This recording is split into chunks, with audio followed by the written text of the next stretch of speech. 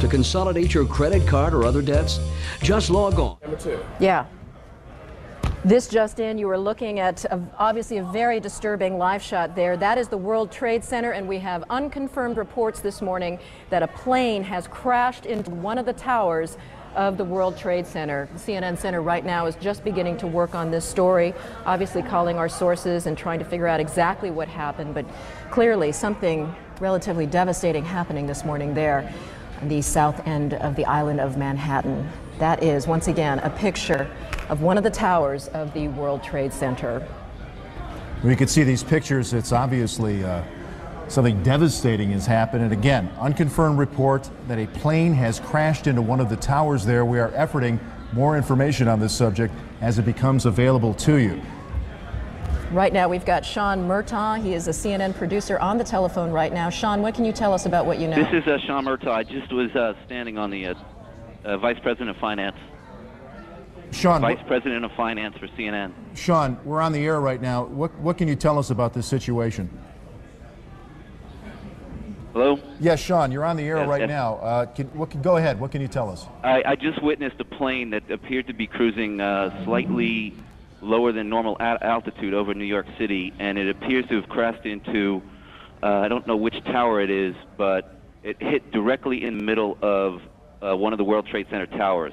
Sean, what kind of plane? Was it a small plane, a jet? It was a jet. Looked like a 2-engine jet, maybe a 737. You're talking about a large passenger commercial jet? A large passenger commercial jet. And where were you when you saw this? I am on the 21st floor of 5 Penn Plaza. Did it appear that the plane was having any difficulty flying? Yes, it did. It was teetering back and forth, wingtip to wingtip, and it looks like it has crashed into probably 20 stories from the top of the World Trade Center, maybe the 80th to 85th floor. There is smoke billowing out of the World Trade Center. Sean, what happened next? Does it appear to you that the plane is still inside the World Trade Center? From my angle, I'm viewing south towards the Statue of Liberty and towards the World Trade Center. It looks like it is embedded in the building. I can't see from my vantage point whether it has come out the other side. Sean, what about on the ground? Or any debris that is hit down there? Can you see my anything? vantage point is too far from the World Trade Center to make any determination of that. Did you see any smoke, any flames coming out of the engines of that plane? No, I did not. The plane just was coming in low, and the wingtips tilted back and forth, and then it flattened out. It looks like it's hit at a slight angle into the World Trade Center. I can see flames now coming out the side of the building, and smoke continues to billow. Well, generally, is that a traffic area in New York for aircraft? It is not a normal flight pattern. I'm a frequent traveler between Atlanta and New York for business, and it is not a normal flight pattern to come directly over Manhattan. Usually they come up either over the Hudson River heading north and pass alongside the island of Manhattan, or if they're taking off from LaGuardia, they usually take off over Shea Stadium and gain altitude around the island of Manhattan. It is rare that you have a jet crossing directly over the island of Manhattan. Just for our viewers who are just tuning in right now, you're looking at a live picture of the World Trade Center tower where, according to eyewitness Sean Murtaugh, he is a vice president of finance, an eyewitness to what he describes as a twin-engine plane or possibly a 737 passenger jet flying into the World Trade Center. It appears to be still embedded inside the building. Sean, are you in a position right now to hear whether any sirens are going, any ambulances, any sort of response to this yet? Not from my vantage point. I'm probably 1.5 miles, 2 miles from the World Trade Center. It is a remarkable scene as we're seeing right now. Flames still coming out of the windows, black smoke billowing from what appears to be all sides. Obviously, windows shattered and steel jutting out from the structure right now. And Sean, once again, we're looking at these pictures, and I you're see them telling in my us, office. I have them on all my TVs. And you're telling us you believe the plane remains embedded. I can't tell from my vantage point. All right. Sean, thank you so much for Thank your you very eyewitness much. account there. Right now, we want to go to our affiliate NYW reporting on this as we speak. Little girl in his arms. Did you see what happened, sir? Did you see what happened? What happened? Well, I was in the PATH train, and there was a huge explosion sound. Everyone came out. A large section of the building is blown out, around like the 80th floor. Was it hit by something, or was it something inside? It was inside. Because it looked out, everything was coming out. All the windows were coming out, all the papers were What is coming on out. the sidewalk? I didn't see anything. Was there any people hurt, do you know? I just ran, and everyone in the PATH train just ran. I don't know if anyone was hurt, but I assume they were because the windows were all blown out. All right, thank you. Ollie, you would have to assume a very, very terrible situation if that indeed is the case, because I'm sure there were people up there in that World Trade Center. Now, we have lost, again, our transmitter is on top of the World Trade Center, so we apparently have consequently lost contact with Dick Oliver, but we are on the phone with an eyewitness. Rosa, can you hear me? Is Rosa there? Hello? Rosa? Yes. This is Jim Ryan here in the studio. Hi. What is your last name, please? Cardona Rivera. All right, again, you're looking at pictures now. We understand from a CNN Vice President, Sean Murtaugh, who was an eyewitness to this. We believe a commercial jet has crashed into one of the towers of the World Trade Center, and you can see the smoke billowing out. There are flames billowing out there, and a commercial jet crashing into one of these towers. At this point, we do not have official injury updates to bring you. We are only now beginning to put together the pieces of this horrible incident. Right, just a few seconds ago, we were tuning in to one of our affiliates in New York, WNYW. Right now, we want to go to an eyewitness on the telephone right now. Jean, what can you tell us about what you saw? I can tell you that I was watching TV, and there was this sonic boom, and the TV went out, and I thought maybe that the Concorde was back in service, because I've heard about those sonic booms. And I got up to my window. I live in Battery Park City, right next to the Twin Towers, and I looked up, and the side of the World Trade Center exploded right when I looked up, and at that point, debris started falling. I couldn't believe what I was watching. Can you hear anything from your position right now? Ambulances, sirens? Absolutely, positively. There are crowds of people downstairs in Battery Park City. Everybody's come out from the buildings. This is the financial area in Manhattan, and there's a lot of fire engines. I can see them from my window. Jean, can you tell us, I don't know if you can tell which tower it is that's on fire right now, or the kinds of services that are inside that tower? I can't tell what's inside. It's the northern tower versus the southern tower, and it seems to be on all sides of the building, from what I can tell. The west side, the south side, and it looks like smoke's coming from the east side as well. Gee, can you see any of the debris currently on the ground area? Absolutely. I mean, it's continuing to kind of flutter down like leaflets, and at first there was just tons of debris, and it continues to fall out, and it looks like these uppermost floors are definitely on fire. Can you see any actual people in that area who may have been hit by any of this debris, or were not able to get out of the way? Can you see any crowds that may be too close to where they should be? Anything like that? No, I don't think so, and it's not a highly trafficked area at the base of the World Trade Center, so that's one fortunate thing. Jean, right now we're continuing to look at pictures of this devastating scene. According to Sean Murtaugh, Vice President of Finance, he witnessed what he described as a twin-engine plane, possibly a 737. He was almost absolutely sure that it was a large passenger jet that went into that plane. Jean, you're saying that you didn't see anything initially. You didn't see a plane actually approach the building. I had no idea it was a plane. I just saw the entire top part of the World Trade Center explode. So I turned on the TV when I heard they said it was a plane. It was really strange. Were you there living in New York during the World Trade Center bombing? No, I wasn't. Fortunately so. When you say a sonic boom, did you actually feel anything? Were things shaking in your apartment?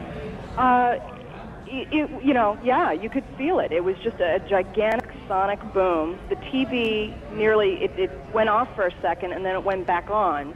And the windows, you felt the vibrations on the windows. You were saying it's not a high traffic area usually, but can you guesstimate how many people may be in an area like that at this hour of the morning? It would be hard to say. There is a huge courtyard between the two World Trade Center buildings, and the only issue might have been tourists or business people out in this courtyard area, and they possibly would have been hit. But the people that are immediately around the base of the World Trade Center, I would say at any given time, you're talking about maybe 20 or 30 people at best. We were talking with Sean Murtaugh earlier, and he said this is not normally an area where you would see some sort of aircraft, certainly, obviously, that low, but in that is not a high traffic area in terms of flights? I don't know about flights. You know, I have a balcony down here in Battery Park City, and they have that needle sticking out of the top of the World Trade Center. And I've always wondered, you know, if anyone would kind of get too close to the building, you know, and accidentally veer into it. Gene, tell us a little bit about that area and how emergency crews would be able to access that area. Would that be relatively difficult or easy to access for emergency people? I would imagine it would be slightly difficult because to get around the base of the World Trade Center building, there's really only the one street entrance. The other sides of the building are surrounded by other buildings in the courtyard, and so it's just this west side highway, this one major street that runs up the west side of Manhattan that makes it accessible for the fire engines. And, you know, it's amazing to sit here and watch this building on fire, and you've got this tiny little fire engine that I'm watching. That's all you see right now is the one fire engine? Where the fire engines are, it's a little bit obscured by other buildings. Right. Gene, let me ask you, I know I'm asking you to be a bit of an expert on the World Trade Center, but there's a famous viewing deck for tourists on one of the towers. When you say that this is the North Tower, is this the one that services a lot of the tourists to get their view and get to the restaurant at the top? As a matter of fact, it is. And there's as I'm sure you can see, there's a ton of smoke coming out right now. I'm just guessing the fire seems to be worse on, it looks like it's about 15 floors down from the top of the building. Yeah, one of the eyewitnesses, one of our affiliates was talking to, said that she thought that this was on the 80th floor. We know that there's an open air deck 110 stories high, and the glass enclosed observatory is on the 107th floor. So there is the possibility that people may very well be trapped up there. Yeah. All right, thank you so much, Jean Yearman. You're very welcome. Eyewitness here to a loud sonic boom she described as she was sitting inside her apartment, and she looked up and saw the side of the World Trade Center exploded into flames and black smoke. We are going to join another one of our New York affiliates, WABC, for their live coverage. Plane overhead, and then all of a sudden I thought it sounded kind of louder. Then I looked up, and all of a sudden it smashed right dead into the center of the World Trade Center. Big flash of flame, fire coming out from all over. Then all the bricks is a huge hole right now. It almost looks like the plane probably went through. I'm not sure. Winston, can you see? Are you on the north side there where the plane made contact? Yes, I am. Now, when you say a huge hole, one of our earlier witnesses, Libby Clark, said not much of the plane came down off the building. Much of it went totally right into the building. It's in the building, from what you can see. Right. Now, can you see if there's a lot of debris downstairs, Winston? No, because it looked like it's inverted. With the impact, everything went inside the building. Inside. The only thing that came out was a little bit of the outside awning. But I'd say the hole is, let me just get a better look right now. Okay, go ahead. We'll wait. I'd say the hole takes about, looks like 6, 7 floors were taken out. And there's more explosions right now. Hold on, people are running. Winston, hold on just a moment. We've got an explosion inside. The building's exploding right now. You got people running up the street. Okay. Hold on, I'll tell you what's going on. Okay, just put Winston on pause there for just a moment. Okay, the whole building just exploded some more. The whole top part. Okay. The building's still intact. People are running up the streets. Am I still connected? Winston, this would support probably what Libby and you both said, that perhaps the fuselage was in the building. That would cause a second explosion such as that. That's what just happened then. That certainly. Yeah, people are running up. We're getting word that perhaps. Okay, hold on. The people here everybody's panicking. All right, Winston, Winston, let me put Winston on hold for just a moment. Okay, I don't know how much longer we're staying. I'm inside of a diner right now. Well, Winston, you know what? If you could give us a call back, I just don't want to panic here on the air. Let's just take some of our pictures from News Chopper 7. Now, one of our producers said perhaps a second plane was involved, and let's not even speculate to that point, but at least put it out there that perhaps that may have happened. The second explosion would certainly back the theory from a couple of eyewitnesses that the plane fuselage perhaps stayed in those upper buildings. Now, if you look at the second building, there are two, that both twin towers now are on fire. Now, this was not the case, am I correct? A couple of moments ago. This is the second twin tower now on fire, and we're going to check on the second flight if perhaps that had happened. This all began at about 8:48 this morning. Again, what we know, in case you're just joining us, a small plane, not a Cessna type or 5 or 6 seater, but instead perhaps a passenger flight, ran into the north side of the World Trade Center. As you can see, the second explosion that you're looking at now in the second twin tower, it has spread much debris, much more debris than the first explosion or the first accident. Is Winston still on the line with us? Okay, he's not there, but do we have, I'll just talk to my producer, do we have an eyewitness that perhaps sees better than we do from these pictures? Again, you can see that there is debris falling off. Come on, dip.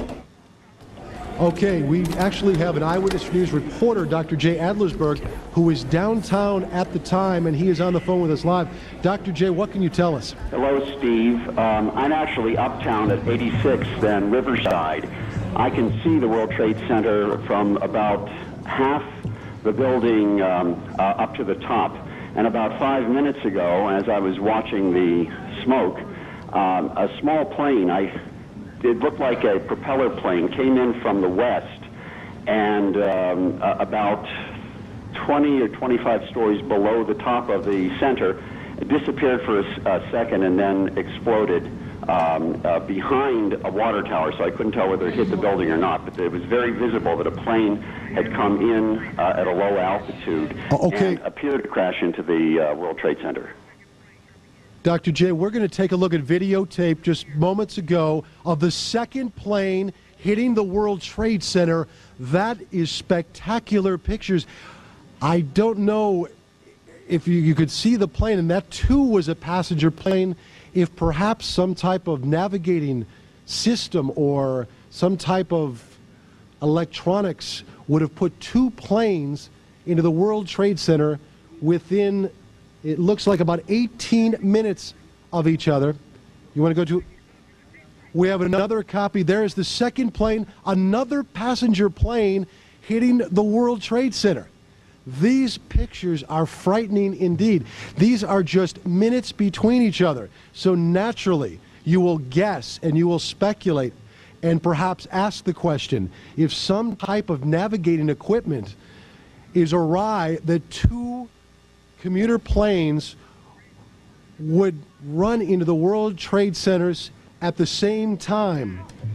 Our director, you're speaking in my ear at this point.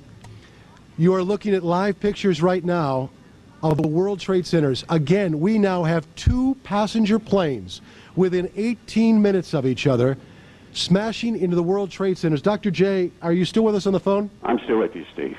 Dr. J, this is just frightening pictures indeed, and I would assume, or you would naturally think, that when you've been listening to some of the coverage provided for us by our affiliate WABC out of New York City. Let's go now and check our other affiliate WNBC to get the latest. I'm sorry, WNYW here, live coverage here of this amazing picture we're getting from Lower Manhattan. Two planes, one hitting each of the twin towers at the World Trade Center.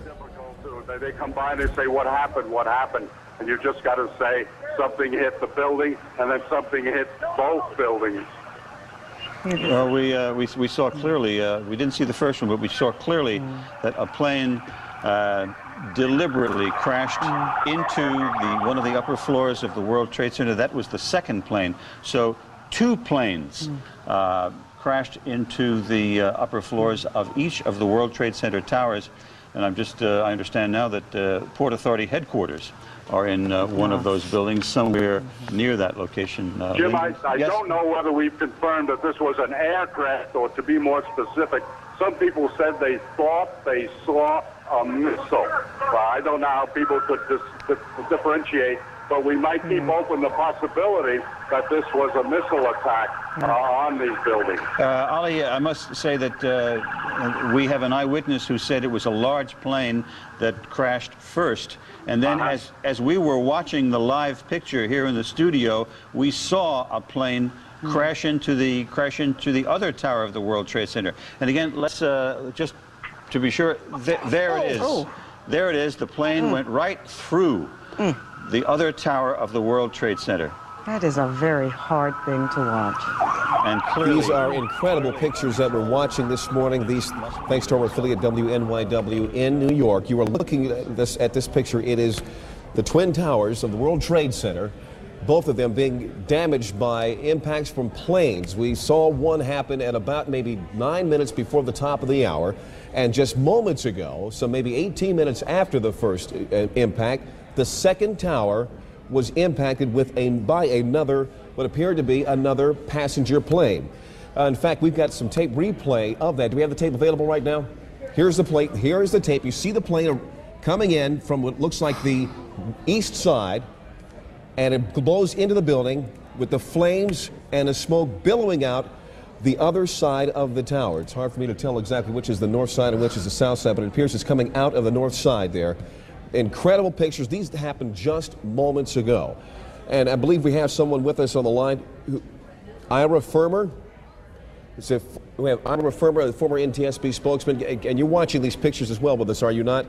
Yeah, I'm with you on CNN. What can you make of what we have seen, and particularly with this replay we just saw moments ago? That's absolutely inexplicable. There shouldn't be any aircraft in that area, much less something heading what looked like deliberately for the World Trade Center tower. You don't think there's any way this could be any kind of an accident, no kind of a navigational equipment failure or some sort of a navigational quirk by beacons or whatever? No, you've got incredibly good visibility at this point, and no pilot is going to be relying on navigational equipment in such a circumstance that would cause them to crash into the World Trade Center. How far out of the way from an approach to either LaGuardia or Kennedy would a plane have to be to hit the World Trade Center? There are approaches that come up along the Hudson River, which is to the west of the World Trade Center, and those aircraft usually wind up going into LaGuardia. So you can come within a mile or two of the World Trade Center, but it is such a visible object as you're approaching New York City that it's just not possible for a pilot during the daytime to have taken a course that would put it right into the World Trade Center. A second occurrence within a few minutes is beyond belief. And as you can see, there definitely is no weather problem, so weather would be definitely ruled out as a factor in this case. Yes, the course is a normal course. I mean, for commercial pilots coming into New York, it certainly appeared from the video on CNN that the second aircraft was heading for the tower and that it was a commercial-sized aircraft. Could you have a better idea about what size that plane was? It was kind of hard for me to tell. You're an expert in these matters. Could you look at that tape and tell what size that plane was? It would have to be slowed down, and you'd need more than one angle for it because you'd want to see how many engines on it, the shape of the tail. Well, if it's possible, gang, could we go ahead and replay that tape right now? Do we have the tape ready of the second plane impacting? We're going to put that tape on in just a second. Here, we're about to roll it now. If you can, sir, I don't want you to speculate, but if you can give us an idea of what you think might be at play here, what kind of plane we're talking about, or at least what size, if we're talking about one that would hold, say, 100 people, one that would hold 300 people, from what you see, we'll have to back the tape up further than that, guys. Here we go. It's very hard to get a perspective on it. I don't know how far away we are at this, but that looks to me like it could be certainly a passenger jet and one of those aircraft that could hold 100 or more people. I caution you at this point to wonder whether or not that airplane was occupied by more than just a pilot or crew. We don't necessarily know that there were any passengers aboard that airplane.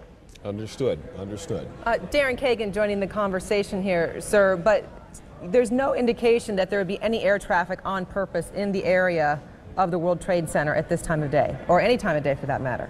Well, not directly into the World Trade Center. No, but even close to it. You would be clearing the World Trade Center by a few miles.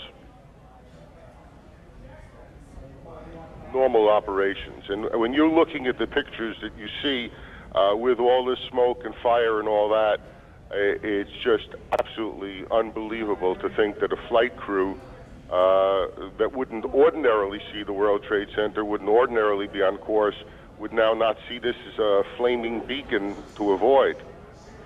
Let me ask you this about the airspace. Given that it appears that 2 different airplanes have flown into the World Trade Center in 18 minutes, is it possible to shut down that airspace and keep another plane from doing something just like it? I don't think that this represents an accident, and so I don't think that we're talking about having to now keep other aircraft away.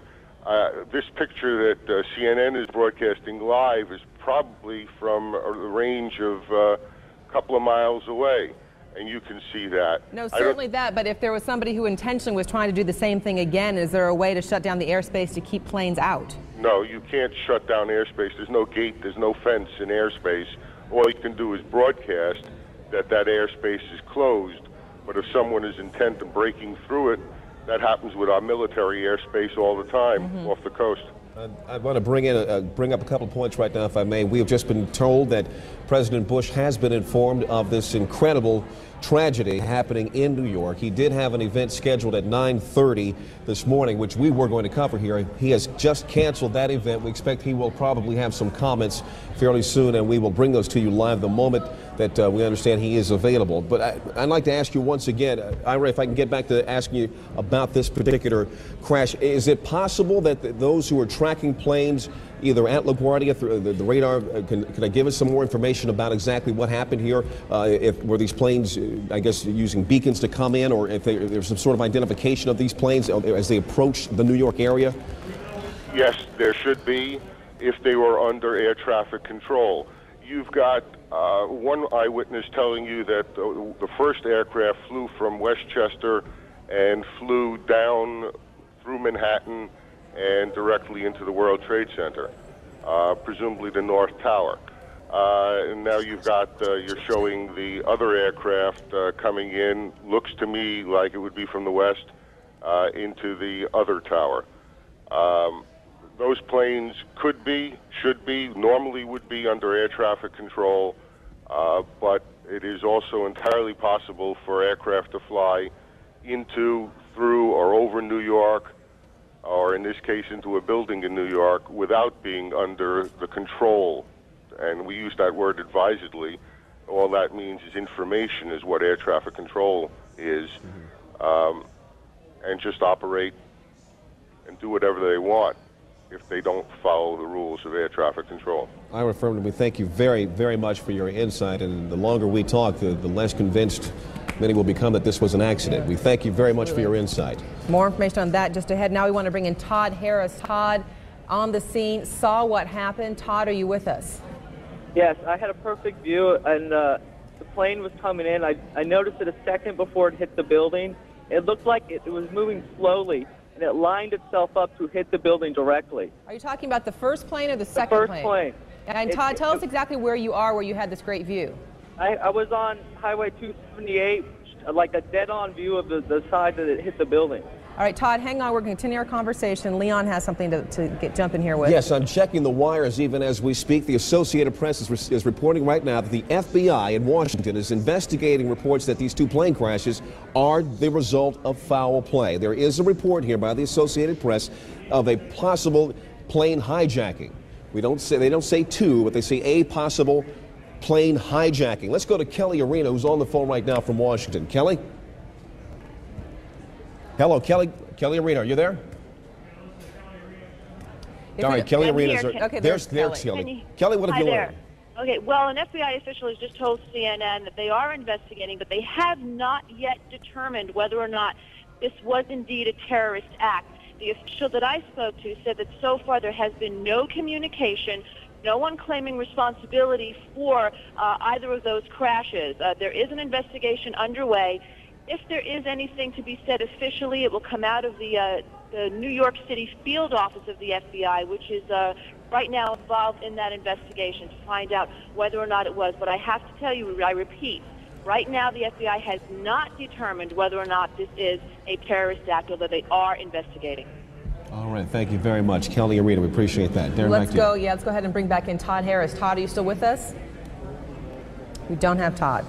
Okay, once again, if you're just joining us, the breaking story that we're following out of New York City, within the span of 18 minutes, 2 separate planes crashing into the World Trade Center. The rescue operations underway, not clear. We're going to show you, this is the second plane after the first tower was already on fire. This happened just minutes ago. We'll let the pictures tell the story. You saw it live here on CNN as it happened. The plane crashed right into the side of the World Trade Center, causing a huge explosion. Now, as we speak, and we're showing you live pictures now, smoke and fire taking place in both towers of the World Trade Center. And it appeared that second plane that we actually did have on videotape, on its approach toward that tower, actually turned. And I have to think, I'm not an expert in these things, so I don't know, but it would seem as though that move actually may have caused much more damage. These are incredible pictures, as you can see here. Let's keep the pictures up as we go ahead and talk to more eyewitnesses. Joe Trachtenberg joining us on the phone. Joe, are you with us? Yes, I am. Can you tell us what your vantage point is and what you've seen so far? Well, we got. I heard on the radio that one of the towers was on fire, and we went to High Point in our building, which is on the 25th floor, and you had a clear view of the both World Trade Centers, and the one tower was smoking hard. And there was another plane that was flying low, and we just looked at it, and before you know it, just kamikaze, boom, right into the other tower, and mass explosion, windows flying. It was horrible. I'm still distraught looking at it. Were you close enough to see or get a general idea of what kind of plane that was that flew in the second time? Well, I'm not an expert on planes, but it wasn't didn't seem like a big passenger jet. It was a smaller type plane because it made some pretty radical turn, and you know, they were flying low, and you're not used to see big planes flying over Manhattan because I don't think you're allowed to, but it was pretty tough. And explain to me again what your vantage point is, where you are in the city looking at this. We're in Chelsea. It's like 25th Street and 7th Avenue, and it's clear looking all the way downtown, and you could see the buildings, you know, the whole downtown, because it's a clear day, and it's a disaster. And once again, describe for us what you saw as that plane went to the second building. That plane just flew straight into the second building on the downtown side, it appeared. It was just a huge explosion, and smoke just immediately, and fire started immediately coming from the second tower as it hit, and there was glass flying everywhere. All right, looks like we have a little bit of audio problem with that, so I'm going to say thanks to Joe Trachtenberg for talking to us and telling us what he saw. We were watching it right here, live on CNN, as that plane went in. He had a closer vantage point and could see, as you heard Leon, he was saying he doesn't think it was a big jet, but a smaller plane, closer up from where he could see it. Well, we do have a tape of a recounting by another witness, another eyewitness. We're going to go to some tape that we're getting from our affiliate WABC in New York, where they interviewed an eyewitness who saw the second crash as it happened. I'd say the whole takes about, looks like 6, 7 floors were taken out. And there's more explosions right now. Hold on, people are running. Winston, hold on just a moment. We've got an explosion inside. The building's exploding right now. You got people running up the street. Okay. Hold on, I'll tell you what's going on. Okay, just put Winston on pause there for just a moment. Okay, the whole building just exploded some more. The whole top part. Okay. The building's still intact. People are running up the streets. Am I still connected? Winston, this would support probably what Libby and you both said, that perhaps the fuselage was in the building that would cause a second explosion such as that. Well, that's what just happened then. That certainly. Yeah, people are running up. We're getting word that perhaps. Okay, hold on. The people here everybody's panicking. Keep in mind that the first plane hit about 8:48 a.m., so there had to already be a number of people at work inside the World Trade Center. We're going to go right now, bring in Rose Arce, one of our producers here at CNN. She's with us on the phone and has with her a number of people who have escaped the building. Rose. Yes, there's a huge crowd. I'd say about hundreds of people on the streets that come from south to north. I've been really thousands of people that have been running from inside these buildings. You know, it's a very heavily trafficked area in downtown, the World Trade Center. Many of them were inside the building when they felt the explosion. And they say there was just pandemonium. There was no warning, no alarms, no anything. Everyone just raced from their desks ran downstairs, and now there's a steady stream of folks running away from the building. Some people saying that they're fearing there'll be another explosion, and when they saw the second plane, convinced that this was dangerous, there's just an absolute flood of folks escaping downtown Manhattan right now.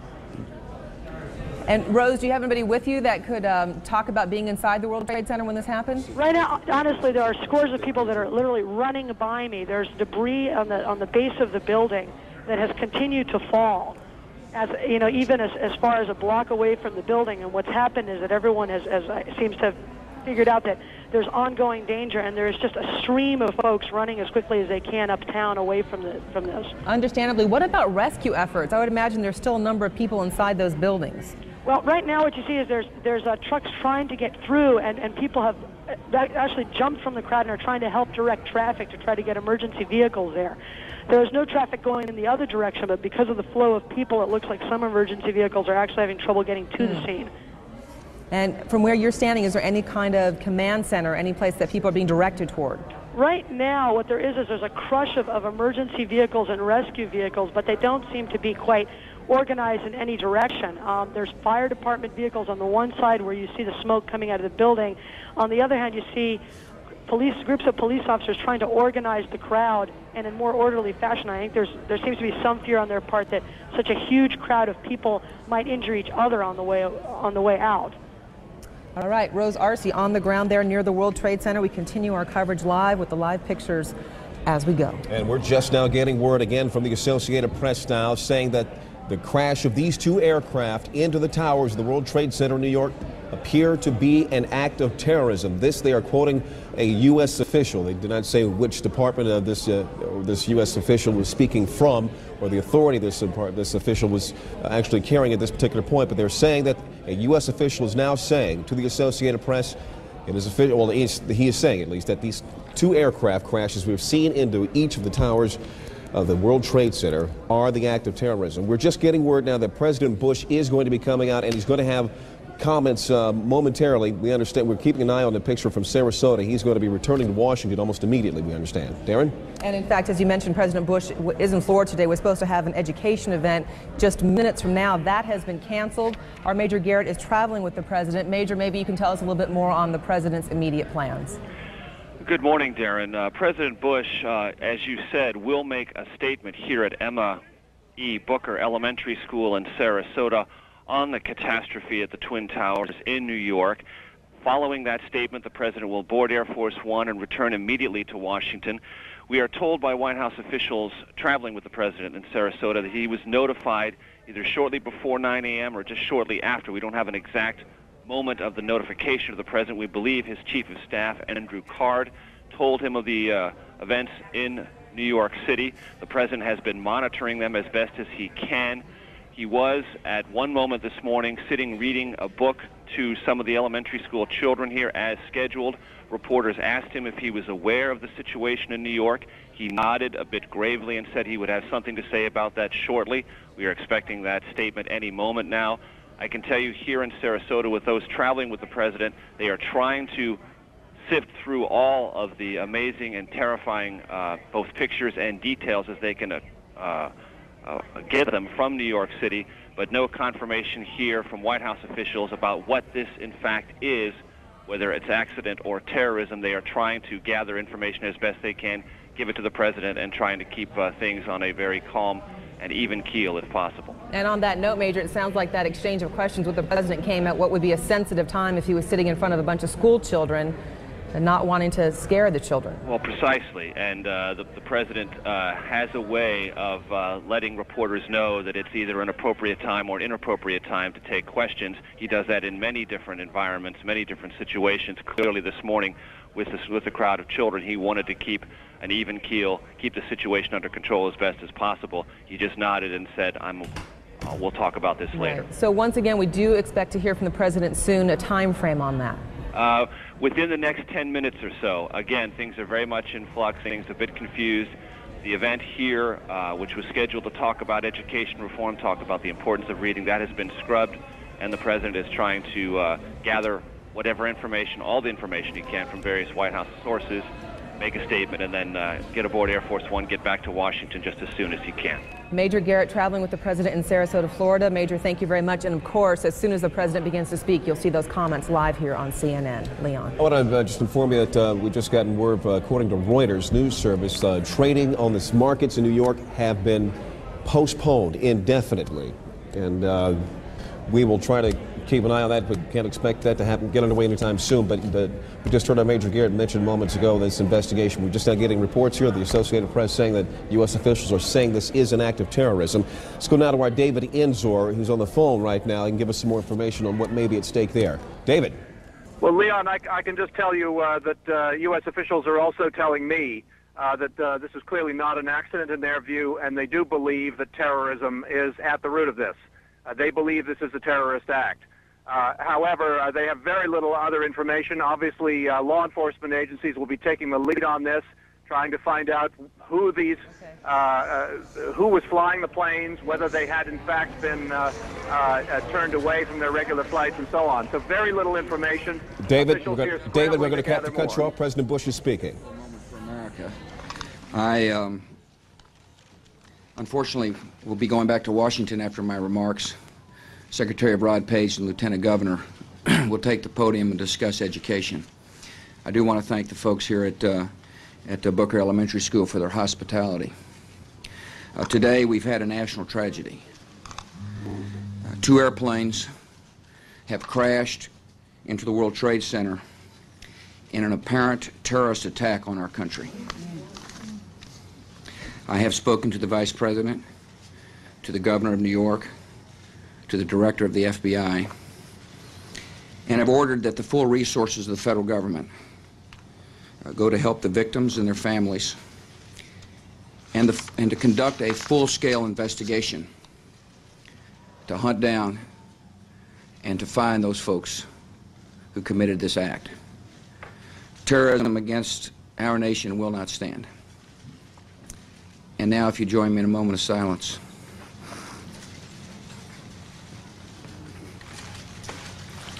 May God bless the victims, their families, and America. Thank you very much. Emotional President Bush there speaking in Sarasota, Florida, cutting short his stop there, saying that an apparent terrorist attack has occurred on U.S. soil. They're mentioning the 2 planes that have crashed into the World Trade Center this morning. He says a full-scale investigation is underway to hunt down those responsible for this, saying terrorism will not stand.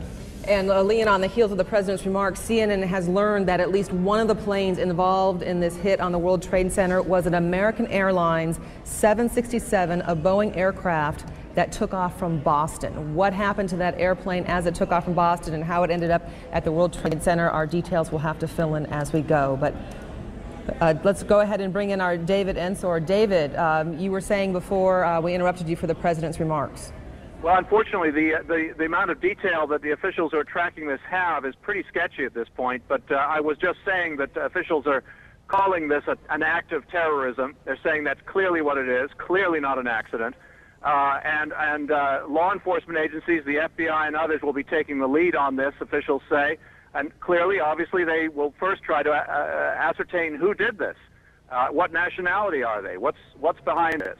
That's really all I can say. There are several places around the government. There are groups of officials gathering and setting up crisis centers to try and deal with the flow of information on this, which, as you can imagine, is going to be considerable as the day progresses. And so far, as we know, no one has been taking responsibility for this.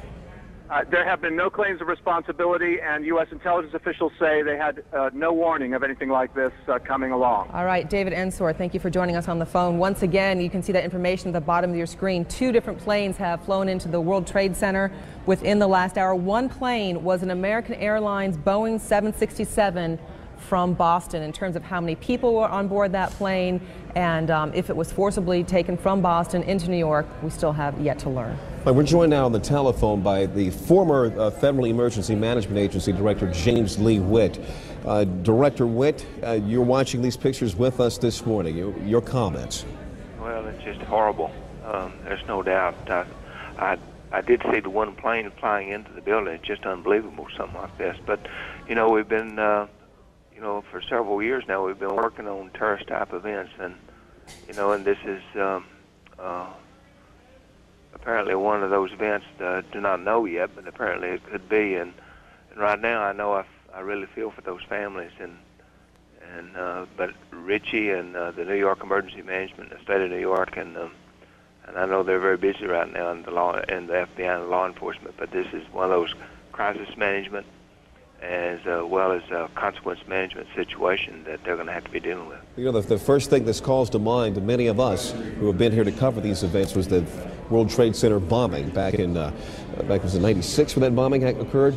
Yes. And you were director of FEMA at that particular time. Since then, has there been a plan put in place for something like this, to recover from this, or to go through the exercises necessary to get people out and to recover from it?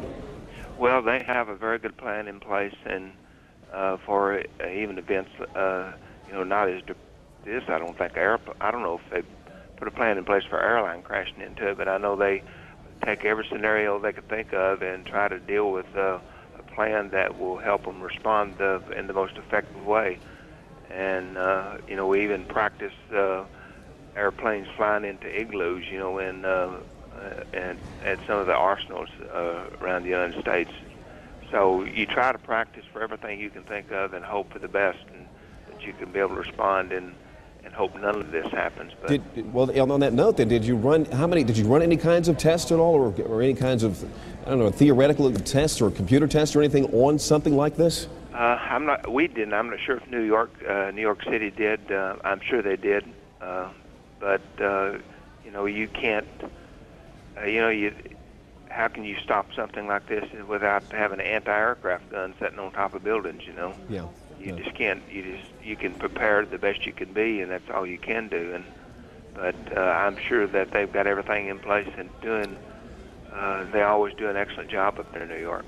Director James Lee Witt, former director of FEMA, we thank you very much for your time this morning. We may be talking with you later on. Darren. As we continue our coverage, our Aaron Brown in New York City joining us now. Aaron, we can see over your left shoulder there the building still smoldering of the World Trade Center. Well, it is a grotesque sight to look at from about 30 blocks away from where we are. For those of you just joining us, let's just briefly recap what we know. About an hour ago, about 8:45 Eastern Time, one plane crashed into the tower, the World Trade Center tower on the right, the first of those towers that you can see behind me. And then about a half hour later, a second plane crashed into the tower number 2. That's the one to the left, where the darker smoke is billowing out right now. We have reports, CNN has been told that one of the planes was an American Airlines 767 that had been hijacked from Boston.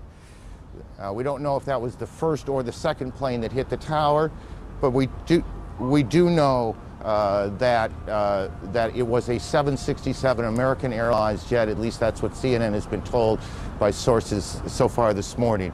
We also have reports of 1,000 injuries. That is unconfirmed, and we always remind you in moments like these that as these initial reports come in, it is very early. I can tell you, driving in, it is extraordinarily chaotic on the west side of New York. It is the kind of situation where numbers change, where situations change, but this is the information we have now, that there are at least 1,000 injuries, and we're working on that. As you can see, the smoke billowing out of the Trade Center. In Sarasota, Florida now, Major Garrett joins us. Major, what are you being told? Hello. President Bush has notified, and talked rather, to Vice President Cheney. He has talked to the FBI Director Robert Mueller, and he has also spoken with the Governor of New York, Governor Pataki, about this catastrophe. The President will convene a national security meeting upon his arrival back at Washington. Those are the 4 pieces of information we have gathered here in the moments since I just spoke to you on the telephone. The President, as we just saw a few moments ago, identifying this as an apparent act of terrorism against the United States, said there will be a full investigation. The entire apparatus, the United States government, FBI, national security, CIA, the Vice President, who you may remember was placed in charge of a domestic terrorism study group within the White House to monitor and develop plans to deal with a catastrophe of just this kind. All those Parts of the government have been mobilized. The president is heading back to Washington very soon. Here's what the president said about this catastrophe at the Twin Towers in New York just a few moments ago here at a Sarasota elementary school. Major, it's Aaron. Today we've had a national tragedy. 2 airplanes have crashed into the World Trade Center in an apparent terrorist attack on our country.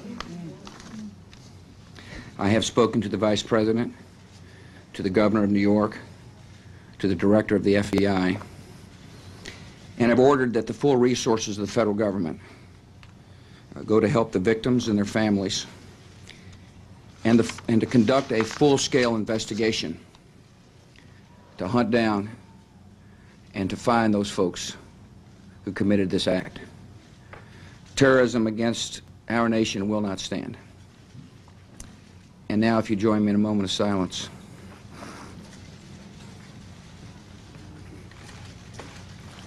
May God bless the victims, their families, and America. Thank you very much. The president was first notified about the situation in New York by National Security Advisor Condoleezza Rice. Then the second notification updating him with more details on the situation came from his chief of staff, Andrew Card, who's traveling with the president here in Sarasota. The day was supposed to talk about education reform, but the president is scrubbing all of those plans, marshaling all the resources of the federal government, talking with his aides as he can, and preparing to fly back to Washington to, again, as we said, convene a National Security Council meeting. Back to you. Major, before you get away, and I apologize if I'm asking you to repeat something, I'm having a little trouble hearing you. Do we know exactly where the president was when he was told? He was just arriving here in Sarasota at Emma E. Booker Elementary School. He had taken an early morning jog this morning in Sarasota, had just arrived here with a presidential motorcade. Then the spectacular, horrific pictures began appearing on television sets here at the elementary school. The president received a telephone call from Condoleezza Rice, National Security Advisor. Then he received an update from his chief of staff, Andrew Card, traveling with him. Then it was made clear to the press, traveling with the president, he would make a statement. Shortly before that statement, he was actually sitting down with some children here at the elementary school, reading them a book. Reporters asked him if he knew about the situation of the Twin Towers. He nodded and said he would talk about it momentarily. In fact, he did. We just heard the president's statement declaring Major, this an apparent act of terrorism. Yes, Aaron? Let me interrupt you here. Senator Kennedy is speaking in Washington as, again, one of the planes was hijacked from Boston. Perhaps we can hear the senator now. This morning, we underline the point that it is postponed. We are not going to see the business of America deferred because of terrorism, whether it's in education or in other area of public policy. We're looking forward to hearing from the First Lady on a subject matter which is of central concern to all families in this country, and because of her experience and her leadership, this committee and the Congress and the American people would have benefited greatly from her comments. And we will look forward to an early... Senator Ted Kennedy in Washington. Chris Plant, a CNN producer, is at the Pentagon, where there is a significant fire. Chris, you're on the phone. Can you hear me okay? Yes, I can hear you just fine. Tell me what you know. Well, arriving at the Pentagon a short time ago, there was a huge plume of smoke which continues to rise from the west side of the Pentagon over in the area where there is a helicopter landing zone. It's along Route 27 if you're looking at maps of the area. The building is currently being evacuated, and police and emergency units are, of course, responding from all around the building and from the local Arlington County Fire Department. The plume of smoke is enormous. It's a couple of 100 yards across at its base. It is billowing into the sky hundreds of yards.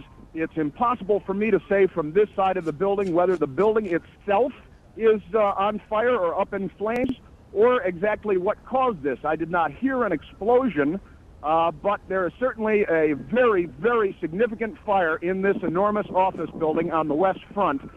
The building is being evacuated. The Defense Protective Service officers, the police force for the Pentagon, are on a very tight string right now. As I arrived, I was held at gunpoint. Chris, let me interrupt you for a second. Just hang on. Don't go anywhere. We're getting reports now that the White House is being evacuated as well. We don't know precisely what has caused that decision to be made. Whether that is precautionary, whether something has happened at the White House. Again, the president is in Florida this morning, so the president is not in any danger, but the White House, of course, is fully operational, whether the president is there or not, and we have reports that the White House is being evacuated. Getting back to Chris in a moment, we also have reports now from Chris Plant on the scene that the Pentagon is being evacuated as well.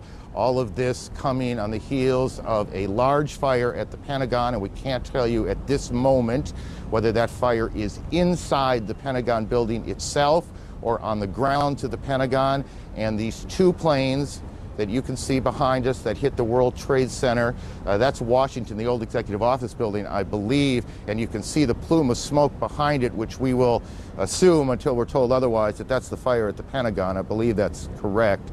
As you look now at Washington. So we've got a major fire at the Pentagon, and the Pentagon being evacuated, the White House being evacuated, and we don't know precisely the circumstances there, what caused that decision. And we have these two enormous explosions at the World Trade Center here in New York, where two planes slammed into the buildings. We are also getting reports now that there is a fire on the Mall in Washington, that part of the Capitol that runs essentially from the Capitol to the White House in kind of a straight line going up Washington, D.C., and we have reports of a fire there. What you're looking at now is Washington, at least if I can see the monitor in front of me. It's a little tricky from where we are, but that looks to me like the old executive office building, and then in back of it you see the large plume of smoke. Here in New York, sirens everywhere, people out on the streets staring at this grotesque scene of the World Trade Center buildings. It was in February of '93, if memory serves me correctly, that there was an attack, a terrorist attack on the World Trade Center. Bomb exploded in the garage of the Trade Center on that day in February of '93. Here we are in the year 2001, and what appears to be deliberate attacks on the World Trade Center. And then we have these two reports out of Washington, the fire at the Pentagon. Chris Plant is still on the phone, I do believe. And we'll get to him in a second. Greta Van Susteren is at National Airport in Washington. Greta, what are you hearing? I just got off my plane. I was headed to New York. Planes were stalled. I'm at National Airport on the parking lot. I heard a huge noise. I looked over in the direction of the Pentagon. There's a huge plume of smoke coming from that area. I can't verify it's the Pentagon because there are these buildings in the way. You see particles coming down in the air, some sort of white particles. I can't tell what that is. I'd heard a noise slightly before I'd seen the smoke. I don't know if it's an airplane, if it's a bomb, but it was certainly something, and obviously there's a terrific fire going on. The skies are clear here except for the tremendous amount of smoke that's coming from there. Lots of sirens from all different directions, and of course a lot of uncertainty here at National Airport. Greta, thank you. I want to just again recap as we pick up small pieces of information along the way. Associated Press is reporting that it was a plane that crashed at the Pentagon, and the Pentagon is being evacuated. There is a large fire there, and that is the smoke you see in the shot that you are looking at now. Whether that fire is in the building itself or outside, we have not yet confirmed. There is a fire on the Mall in Washington. The cause of the fire on the Mall in Washington, we cannot yet tell you. We can tell you that the White House has been evacuated, and we can tell you that two planes have crashed into the World Trade Center in New York. All of this began just a little more than an hour ago at about 8:45 Eastern Time. Chris Plant, tell me what you've learned since we last talked. Well, in speaking to people here at the Pentagon as they're being evacuated from the building, I am told by several people that there was, in fact, an explosion. I was told by one witness, an Air Force senior enlisted man, that he was outside when it occurred. He said that he saw a helicopter circle the building. He said that it appeared to be a U.S. military helicopter, and that it disappeared behind the building where the helicopter landing zone is. Excuse me. And that he then saw a fireball go into the sky. I'm attempting to make my way around to that side of the building in my car right now to see if I can get a better visual perspective on the scene on that side of the building, but I can tell you that security has certainly clamped down. The U.S. Park Police, another federal law enforcement department, has arrived in force on the scene. There's a Park Police helicopter overhead. Every car that arrives at the gate where I was located was being stopped by officers at gunpoint. Everyone is being forced out of their vehicles as they arrive at the Pentagon. It's a very tense situation, obviously, but initial reports from witnesses indicate that there was, in fact, a helicopter circling the building, contrary to what the AP reported, according to the witnesses I've spoken to anyway, and that this helicopter disappeared behind the building and that there was then an explosion. That's about all I have from here. Okay, let's do this, Chris. Why don't you continue reporting, and we'll pass along a couple of other things that we're picking up along the way. Trading at the New York Stock Exchange. The Stock Exchange, as many of you probably know, but some of you don't, is in that part of Lower Manhattan, not quite as far down as the Trade Center, but it is in that part of Lower Manhattan, and trading has been suspended there. Bridges and tunnels coming into New York have been closed. That will create a whole different set of problems. We are also being told that the FAA has suspended takeoffs and landings, and I want to make sure I get this right, guys, that at all airports around the country. Air travel in this country has come to a halt this morning, as clearly people in government, police forces, fire departments are trying to figure out what exactly is going on. There are several now incidents that look, for all that we can tell, to be a major terrorist attack here in the United States. So all airports all across the country are closed. All bridges and tunnels coming into Manhattan are closed. The Pentagon has been evacuated, or is being evacuated. The White House is being evacuated. The president, who is in Sarasota today to make a speech on education, has spoken briefly to cameras and will shortly make his way back to Washington. They are checking out Air Force One now. Let's go to Atlanta. Chad Myers can talk to us a bit about the air traffic problems. Chad, are you there? Aaron, yes. All of the airports across the country have been shut down. We started with Zone New York, which includes Islip, Newark, JFK, LaGuardia, all the way down to Philadelphia, and then IAH, Houston, and then San Francisco, and then LA. They were just falling like a deck of cards, and then all of a sudden the FAA just said, we're shutting down everything. All flights have been canceled for another 7 hours, which is about 5 o'clock Eastern time, and then we'll reignite there. We'll take a look what's going on after that. The probability of extension, as they call that, is high, which means even after 5 o'clock, the airports may still be shut down. We'll keep watching it for you here from Atlanta. Chad, and if you don't know, just say you don't know. Can you recall a situation where every airport in the country had been shut down? Absolutely not, except in wartime, of course, Aaron, and obviously this is not that. But with all the airports, as they were going down from west to east, we could see them, and then we could eventually see from New York, and then they canceled Boston, as we got the report that the first flight, or one of the possible hijack flights, did come out of Boston, and then it just started going down from there. But never, ever before have we ever seen all of the airports shut down like this, not this quickly. Chad, thank you. Stay on this for a while. We'll get back to you. We know that many people are just joining us. We want to get everyone on the same page before we move on. So one more time, let's go through the sequence of events. At about 8:45 Eastern Time, a plane crashed into the foremost of those towers that are the World Trade Center. That's Air Force One you see in Florida, the president on board. Obviously extraordinary security around the plane before the president got on, and the president is heading back to Washington. A short time ago, the president made a statement. He said, terrorism against our nation will not stand. The government will hunt down those responsible. Mr. Bush said today, we've had a national tragedy. 2 planes have crashed into the World Trade Center in an apparent terrorist attack on the country. And we also have a report now that it was a plane that crashed into the Pentagon, and we have a large fire at the Pentagon. The Pentagon is being evacuated as we speak now. The White House has been evacuated as well. CNN's John King joins us on the phone. John.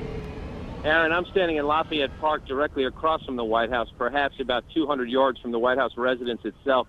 The Secret Service has pushed most people all the way back to the other side of the park, trying to avoid having that done to me at the moment.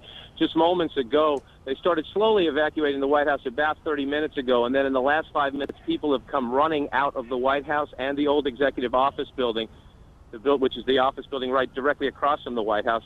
About 10 minutes ago, there was a white jet circling overhead. Now, you generally don't see planes in the area over the White House. That is restricted airspace. No reason to believe that this jet was there for any nefarious purposes, but the Secret Service was very concerned, pointing up at the jet in the sky. It is out of sight now, best we can tell, but they've evacuated the entire White House staff and the old Executive Office, as well as some townhouses that are government offices. Many of our viewers might know Blair House, where other international leaders stay when they are in Washington. That block of townhouses has been evacuated as well, and they are pushing us now back toward H Street, which is the next main street to the north from Pennsylvania Avenue across from the White House. Okay, John, hang on one second. We're also getting reports at the Capitol, the Treasury building also being evacuated. John, is this evacuation from the White House, was it orderly? Did it seem panicky? How would you characterize it? It started off as orderly, much like we get when there are occasional bomb scares near the White House, but then, again, in the last 10 minutes or so, the people who came out the last several hundred I saw leaving the grounds were told and ordered by the Secret Service to run. They were running through the gates. These are, of course, professionals in business suits. I'm also told that prior to that, and we don't know the current situation, that the Vice President and other administration officials on the scene were meeting in the White House Situation Room, which is in the basement of the White House. Whether they have stayed on the complex or not is unknown to us at this moment. I spoke to an administration official shortly after the President delivered his statement, who said obviously the operating assumption here is terrorism. The initial assumption, this official said, was that this had something to do, or at least they were looking into any possible connections with Osama bin Laden. The administration recently released a warning that they thought Osama bin Laden might strike out against U.S. targets. Just to add, John, a bit to what you've been saying, we're getting a report from Associated Press now that the White House was evacuated after the Secret Service received what AP is describing as a credible, a credible threat of a terrorist attack against the White House itself. And I expect you'll be checking that out. We'll try and confirm that, but that's what AP is reporting right now. Again, this all began about an hour and 15 minutes ago here in Lower Manhattan when the first of two planes crashed in to the first of the two towers behind me at the World Trade Center, and you can see the smoke billowing out of the front tower now. And then about a half an hour later, just as emergency crews were converging on the scene, as eyewitnesses were gathering on the street corners, a second plane drove in too, and you can see that plane coming around the building right now in this tape, and there you can see the hit as it comes through what looked to me, at least, and this is the first time I've seen that tape, come through the back side of the tower. I guess that would be the south side of the tower, and then the smoke and flame coming out the front side. Again, that was about a half hour after the first attack, which was at about 8:45. Look, you want to be careful here. We don't want to get too far ahead of this, but obviously this has all the appearances of an extraordinarily well-coordinated and devastating terrorist attack here in the United States. Certainly nothing like it since Oklahoma City, and nothing like it here in New York since the terrorist attack on the same World Trade Center buildings in February of 1993. At the Pentagon, a plane or a helicopter has crashed, apparently as part of whatever this operation has been, and Jamie McIntyre is there. Jamie, what are you hearing? Well, Aaron, there is a lot of confusion here at the Pentagon. It appears that something hit the Pentagon on the outside of the 5th corridor, on the Army corridor. Several Army officers I talked to reported hearing a big explosion, seeing shards of metal coming past their window. The Pentagon has been evacuated. Emergency services personnel were rushing to reports of several people trapped in the building. Most of the building's 24,000 people are outside of the building or in the center courtyard as emergency teams try to sort out what has happened here. There is, of course, thick black smoke billowing from the scene. There's a lot of confusion. The Defense Protective Service, which is the police force here in the Pentagon, has been urging people to get out of the building and move away from the scene so they can handle the emergency situation. Again, it appears that an aircraft of some sort did hit the side of the Pentagon, the west front, which faces sort of toward Arlington National Cemetery. It's a corridor where a lot of Army offices are located. Wow. And some people were... Jamie, I need you to stop for a second. There has just been a huge explosion. We can see a billowing smoke rising, and I'll tell you that I can't see that second tower, but there was a cascade of sparks and fire, and now it looks almost like a mushroom cloud explosion, this huge billowing smoke in the second tower. This was the second of the two towers hit. And I cannot see behind that smoke, obviously, as you can either. The first tower in front has not changed, and we see this extraordinarily and frightening scene behind us of this second tower, now just encased in smoke. What is behind it, I cannot tell you. But just look at that. That is about as frightening a scene as you will ever see. Again, this is going on now in two cities. We have a report that there is a fire at the State Department as well, and that is being evacuated. So we've got fires at the Pentagon evacuated, the State Department evacuated, the White House evacuated on the basis of what the Secret Service describes as a credible terrorist threat. We have two explosions, two planes hitting the World Trade Center here in New York, and what this second explosion was that took place about a part of the south, that would be the South Tower, has apparently collapsed. We don't know if that was from the impact of this first plane that hit it or whether something else has happened there, and we'll work on that. Our Washington Bureau Chief, Frank Cesno, is on the phone. Frank, what are you hearing? Aaron, I just drove past the Pentagon across the 14th Street Bridge, which is now choked with traffic. We're beginning to hear emergency sirens and rescue personnel fanning out across Washington. There is a gigantic black billowing cloud of smoke that is rising over the Pentagon. You heard Jamie McIntyre a moment ago describe where that was coming from. I can also tell you that local radio, in addition to talking about evacuations, as we've heard at the Pentagon, and the White House is reporting that the Capitol building has been evacuated and the Treasury Department has been evacuated.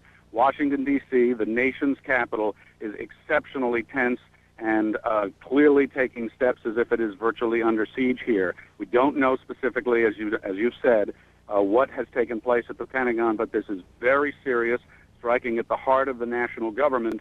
And as John King was explaining, the White House Frank, it's Aaron. I need to interrupt you for a second.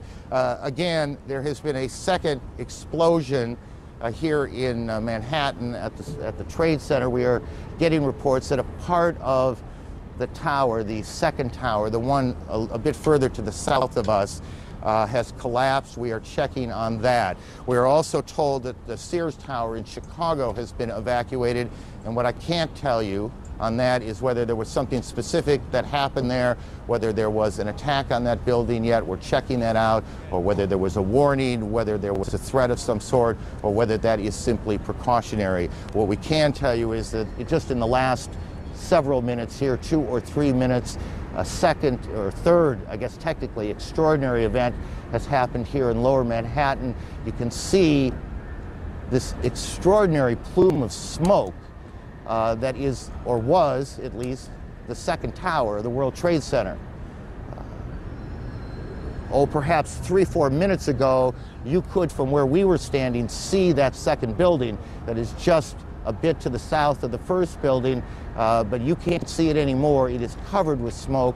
A large plume of smoke also coming still from the first tower, where the first plane hit at about 8:45.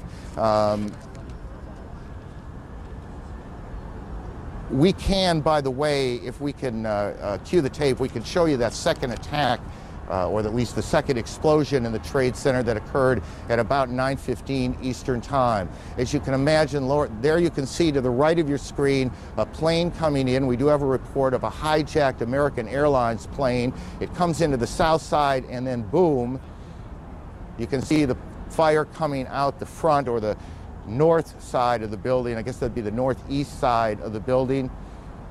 And then just in the last several minutes, there has been a second explosion, or at least perhaps not an explosion, perhaps part of the building simply collapsed. And that's what we saw, and that's what we're looking at as smoke now just covers lower Manhattan, almost as far to the end of Manhattan Island as you can get, is where the trade centers are. The Sears Tower in Chicago has been evacuated, and we continue to check on the circumstances there. The Pentagon, the State Department, and the White House have been evacuated in Washington as well. The president has, we can show you now what happened just a few moments ago at the Trade Center. Watch the building to the left, to the back of those two buildings. This is just a few minutes ago. We don't know if something happened, another explosion, or if the building was so weakened it just collapsed. But we have one of our producers on the phone, and I didn't get the name, so why don't we just go ahead? Are you there? Yeah, this is Rose Arcee calling from New York. Rose, tell me what you know. Just a few minutes ago, we saw there's a portion of the building where the first plane struck that seemed to be buckling inside itself, almost as if the top of the building was going to fall. Shortly after that, two people, it's hard to tell whether they were being pushed or they physically approached themselves the sort of river side of the building, it would be the west side of the building, and appeared to jump from the top floors, just under where you're seeing the smoke and fire. That is extraordinary. The South Tower, the World Trade Center, has collapsed. Again, tell me, how long ago was it that you saw this? This must have been about 5 minutes ago, and prior to that, you could see heads popping out of windows right beneath where that big gaping hole is. So there appeared to be people alive right below where the crash point was that were trying to find some way out of there. And just as the thing started to buckle, you saw them plummeting from that top floor.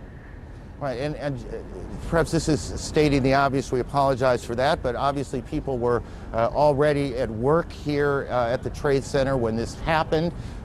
We don't know how many people have been hurt in all of this. We have no idea at this point. As you look at an aerial shot coming from I guess that would be coming from the south of the Trade Center, or what is at least the Trade Center behind those huge plumes of smoke.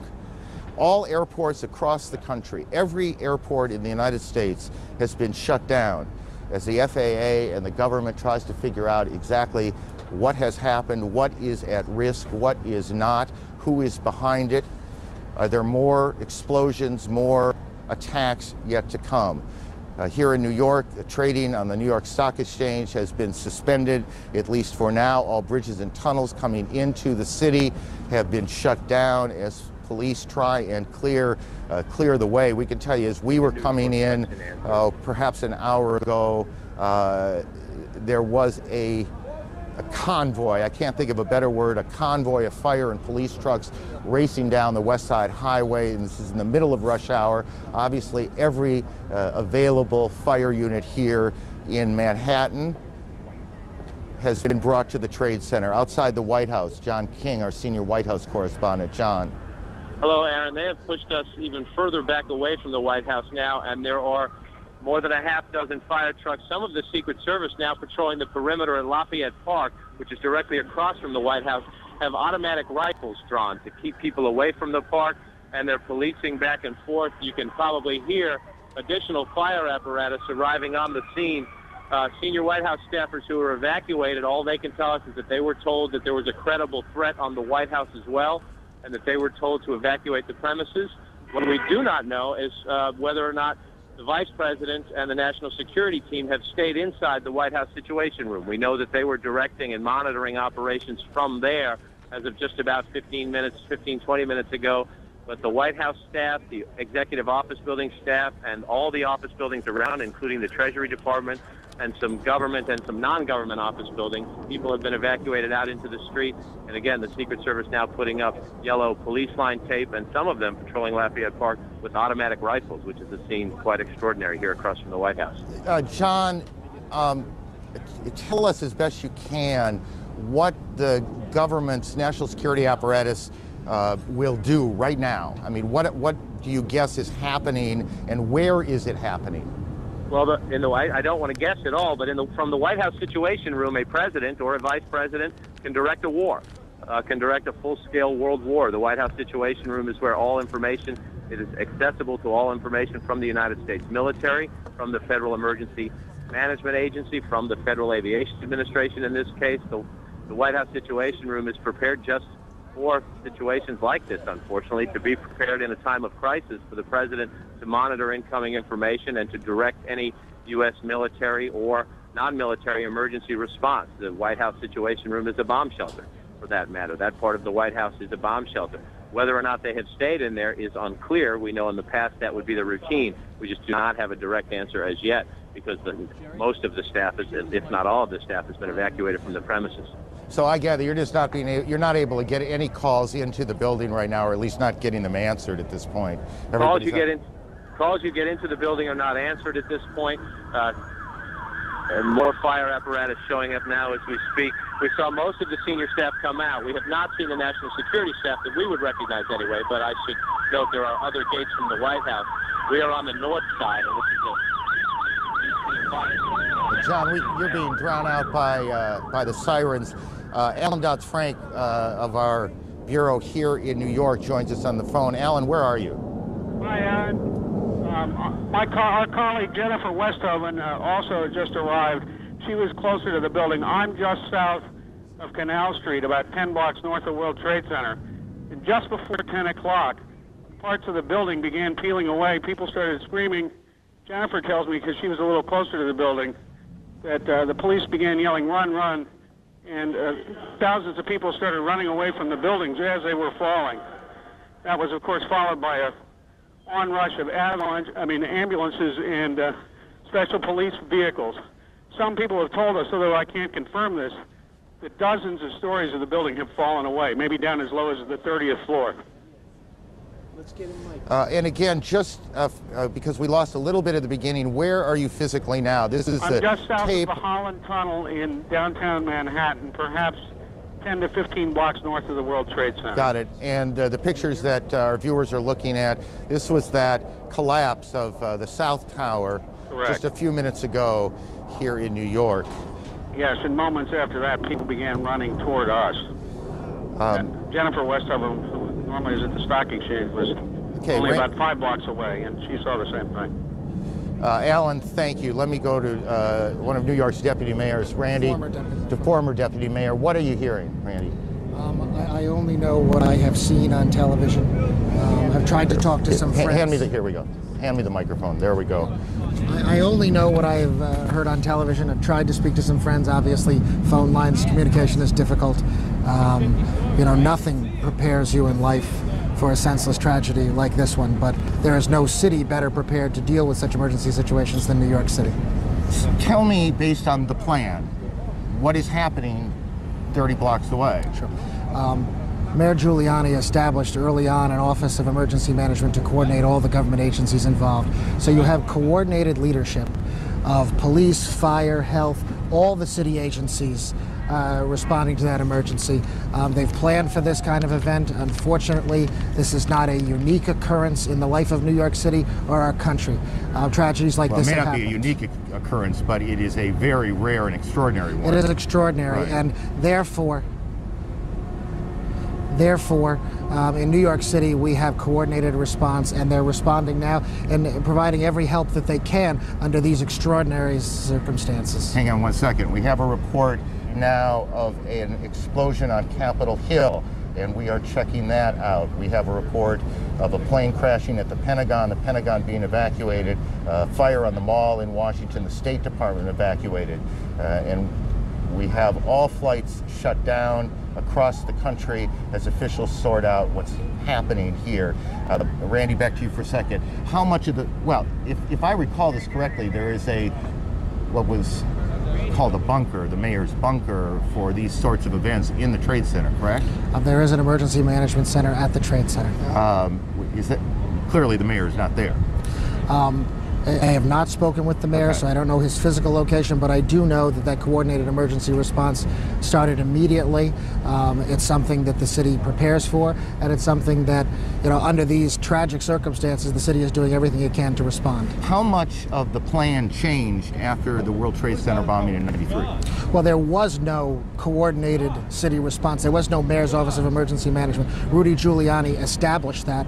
It's been one of the hallmarks of his tenure, and unfortunately, there are extraordinary circumstances like this one where that coordinated effort has to come into play and is coming into play now. Why don't you, if you can, stay with us for a little bit. Sure. I suspect other questions are going to come up. I want to go through again what we know here at this point, and also point out some things that are not insignificant that we don't know. And one of the things we don't know is we do not now know how many fatalities there have been and how many injuries there are.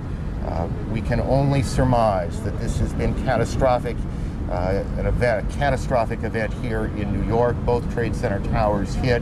One of them appears to have collapsed. How much of it collapsed? These are very large.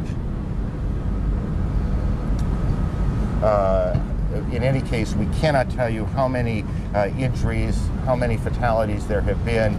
This is one of those situations that is extraordinarily chaotic. Even in the best of planning, I think it's fair to say that it is chaotic, and officials are trying to do many things at one time.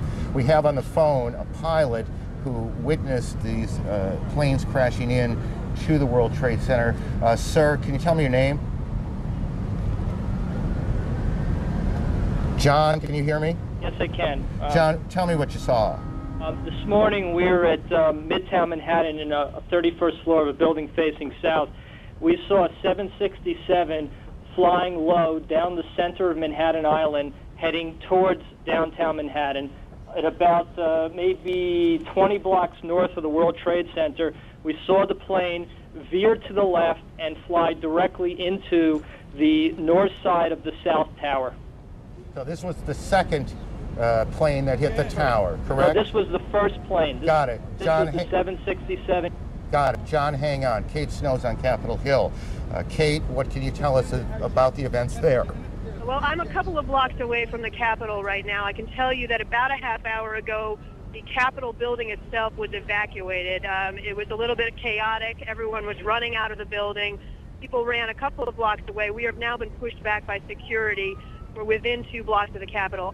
I did see myself a plane about a half hour ago circling over the Capitol. Now, whether that may have been an Air Force, a U.S. plane, it's unclear. But that seemed to be the reason, according to security guards that I talked with, for the evacuation of the Capitol. They had seen something or heard something suspicious. They've evacuated the Capitol and the surrounding buildings, the office buildings, at least on the House side, which is where I'm standing. There are 3 House office buildings. Those have also been evacuated. We're seeing members of Congress are walking by us here on the sidewalk. I can also, go ahead. Kate, I'm sorry, and if you've said this, I apologize, and I apologize to viewers too. Was there, to your knowledge, an explosion at the Capitol? No, sir, there was not. I can see the Capitol from here. Everything looks to be fine. There was, however, Aaron, a sound about 5 minutes ago that sounded like some sort of explosion. Now, everything's in close proximity here in Washington. It could be that may have been something that happened at the Pentagon. We're not very clear on that. But we did hear a sound. We heard something that sounded like a loud boom about 5 minutes ago. And Kate, you again, how far away from the Capitol building itself? I'm standing on Pennsylvania Avenue, which is a main artery in Washington, D.C., and I'm about 2 blocks away from the Capitol. I did just see a spokesperson, by the way, for the Speaker of the House, Mr. Hastert, Dennis Hastert, who tells me that Mr. Hastert and other leaders have been evacuated into what he called a secure location. It's not clear where exactly they are, but they've been put somewhere secure. And because we can't see it at this point, just give me a sense of what it looks like there. Are there many, many people on the street? The sidewalks, people are calm. I think most people don't really know what's going on. Most people haven't been watching the news. But the sidewalks are definitely full of people where, normally at this time of the morning there wouldn't be that many people out here. And as I say, I've been passed by numerous members of Congress and senators and staff, who I know well, who have been coming past me asking me what's going on. Kate, why don't you hang around here and continue to report on that. Let me just, again, for those viewers who are joining us at about 20 minutes past 10 o'clock Eastern Daylight Time, let me just briefly recap. Attacks on two American cities, New York and the capital in Washington. It began at about 8:45 Eastern Time when a plane crashed into the World Trade Center. That building, that was the building hit first. And then about a half an hour later, a second plane, and I'm not sure if we have the tape available. If we do, we'll show it to you. You can see the second plane coming in from the right side of your screen, going into the tower itself. This is an extraordinary and troubling piece of tape. The Justice Department is now being evacuated. The second attack on the Trade Center occurred about a half an hour or so after the first one. We have a report, CNN has been told, that an American Airlines 767 jet was hijacked out of Boston today. We don't know which of those two planes hit the tower the second time. In the last 10 minutes or so, the South Tower, or at least a portion of the South Tower, has collapsed. CNN's David Ensor joins us from Washington. David, where in the Capitol are you now? Well, Aaron, I'm in our bureau, but I have on the telephone with me Barbara, who is the wife of a friend of mine and who is an eyewitness to exactly what happened at the Pentagon. Barbara, can you hear me all right? Yes, I can hear you. Well, what exactly did you see? Let's look at the Pentagon now as you describe what exactly happened at the Pentagon this morning. As we were driving into town on 395, there was an exit. We were trying to get off the exit for the Memorial Bridge. Off to the left-hand side was a commercial plane that came in and was coming too fast and too low. And the next thing we saw was it go down below the side of the road, and we just saw the fire that came up after that. How large was the explosion? It was large. Was there sound as well? That I can't verify because the windows were up in the vehicle. Was it clear to you what had happened? Yes, definitely. So you believe it was a commercial airliner that was hitting the Pentagon? Yes, and I'm not sure exactly where the Pentagon was in relationship to where the plane went down. But they are relatively close to one another. Whether it hit any part of that Pentagon, I'm not sure. How low was the plane? When it was coming down? Yeah. It was coming down on less than a 45-degree angle and coming down toward the side of the 395, and when it came down, it just missed the 395 and went down below it, and then you saw the fire come up from it. Were you able to see what kind of plane or what airline it belonged to? No, I did not see what kind of an airline. I just assumed because we were so close to the airport, it was coming into land. But it seemed awfully low to you. Yes, and fast. How big was the fireball? I'm spatially challenged at times, and it was pretty big. What did you think was happening? I know that hit the ground and exploded. Were you frightened yourself? Yes. Yes, everybody stopped the cars and we all got it and so forth. Right, well, thank you very much. Thank you. Appreciate you talking to us. Aaron, back to you. David, thank you. CNN's David Ensor in Washington. CNN's Brian Palmer joins us on the phone from here in Manhattan. Brian, why don't you begin by telling me where you are? We are in front of the criminal courthouse after being pushed north slightly. We watched one of the towers of the World Trade Center disappear from the skyline. It basically folded into itself in a plume of gray smoke. A crowd of thousands of people dashed up Broadway, followed by emergency services personnel. That's all we know now. We're watching the plume of smoke and debris just sort of waft across lower Manhattan, and people are lining up at this payphone behind me trying to find out whether their relatives are safe. Let me just briefly go to Randy. Randy, just look out there and tell me what you're thinking when you see what now appears that at least part of one of the landmark buildings in this city, one of the most recognizable buildings in the country, is gone. It's the kind of moment you hope will never come. When you have been in government, when you care as much about this city and this country as a mayor like Rudy Giuliani does, it's a moment you pray will never come, and you pray for the families of anyone affected by this tragedy. But as a city, you know, we come together and our emergency services provide every support they can in the face of such a senseless tragedy. It is an unbelievable scene as Incredible. You look down. I mean, we stand here at some point every day looking out at this city this time of year. It's extraordinarily pretty, and you see those two buildings high above Lower Manhattan, and you look out there today and you see this gaping hole in one of them, these plumes of smoke that continue to pour from the scene, and you know that there's nothing behind. That second tower, or at least parts of it, are gone. We join now one of our affiliates, WNYW, and their coverage here in New York.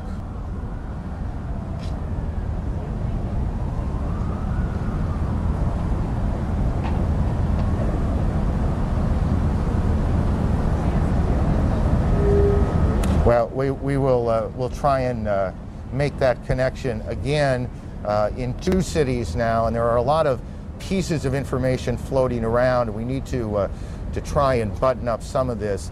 We had a report earlier that we now we believe we could tell you is not correct, that there was an explosion at the Capitol. There was none, as we now believe. There was no explosion at the Capitol. Air travel routed to Canada has been international flights going into the United States or into Canada, guys. Into the United States. International flights headed for the United States are being sent to Canada now, to airports there, as all air traffic in the United States has come to a halt. The FAA has shut down every airport in the country, and to our knowledge, and this is to the best of our memory, that has never happened before. We're starting to get some pictures of the scene from the ground here in Manhattan. Again, this all started about almost an hour and a half ago, I guess, a little more than that. This is a live picture of the scene now. We have crews on the ground, and they've been trying to get tape back so we can show you the situation on the ground. As you can imagine, literally, thousands of police, fire, rescue officials have converged on the scene. There are, and we don't know how many, injured to be tended to be taken to hospitals, and we continue to check hospitals to find out how many, the extent of injuries. We do not yet know how many fatalities. I've never heard of that outfit before either, but there is the scene. This is tape now from WABC here in New York. Their crews shot this picture as you see fire trucks and firefighters, rescue personnel at the Trade Center about 30 blocks from where we are right now. And you can see these huge columns of smoke coming off of the front tower and then a bit from the back. As you see, again, the crews working their way towards the tower themselves. It was 1993 that I suspect many of these same firefighters converged on these very same towers after the bombing in the garage level. Help me with this, but I'm pretty sure it was in the garage when a Ryder truck came in and blew up in the garage. I'm not sure it was a Ryder truck, but a truck came in and blew up in the garage, and that was in 1993. Center, we heard a big bang, and then we saw smoke coming out, and everybody started running out, and we saw the plane on the other side of the building, and there was smoke everywhere, and people are jumping out the windows. Over there, they're jumping out the windows, I guess because they're trying to save themselves. I don't know.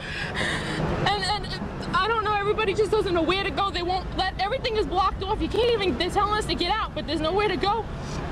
And then I heard that another plane hit, and if you go over by there, you can see the people jumping out the window. They're jumping out the window right now. Oh my God. All right, ma'am, thank you. That is one of the witnesses to these extraordinary events this morning here in New York. Again, and I know that for many of you, you've heard this a lot, but I think it's important as people join us as they do in moments like this. They are coming in all the time, that there have been attacks in 2 American cities, New York and in Washington. The trade centers here in New York have been hit by airplanes. In Washington, there is a large fire at the Pentagon. The Pentagon has been evacuated. And there's, you can see, perhaps the second tower, the front tower, the top portion of which is collapsing. Good Lord.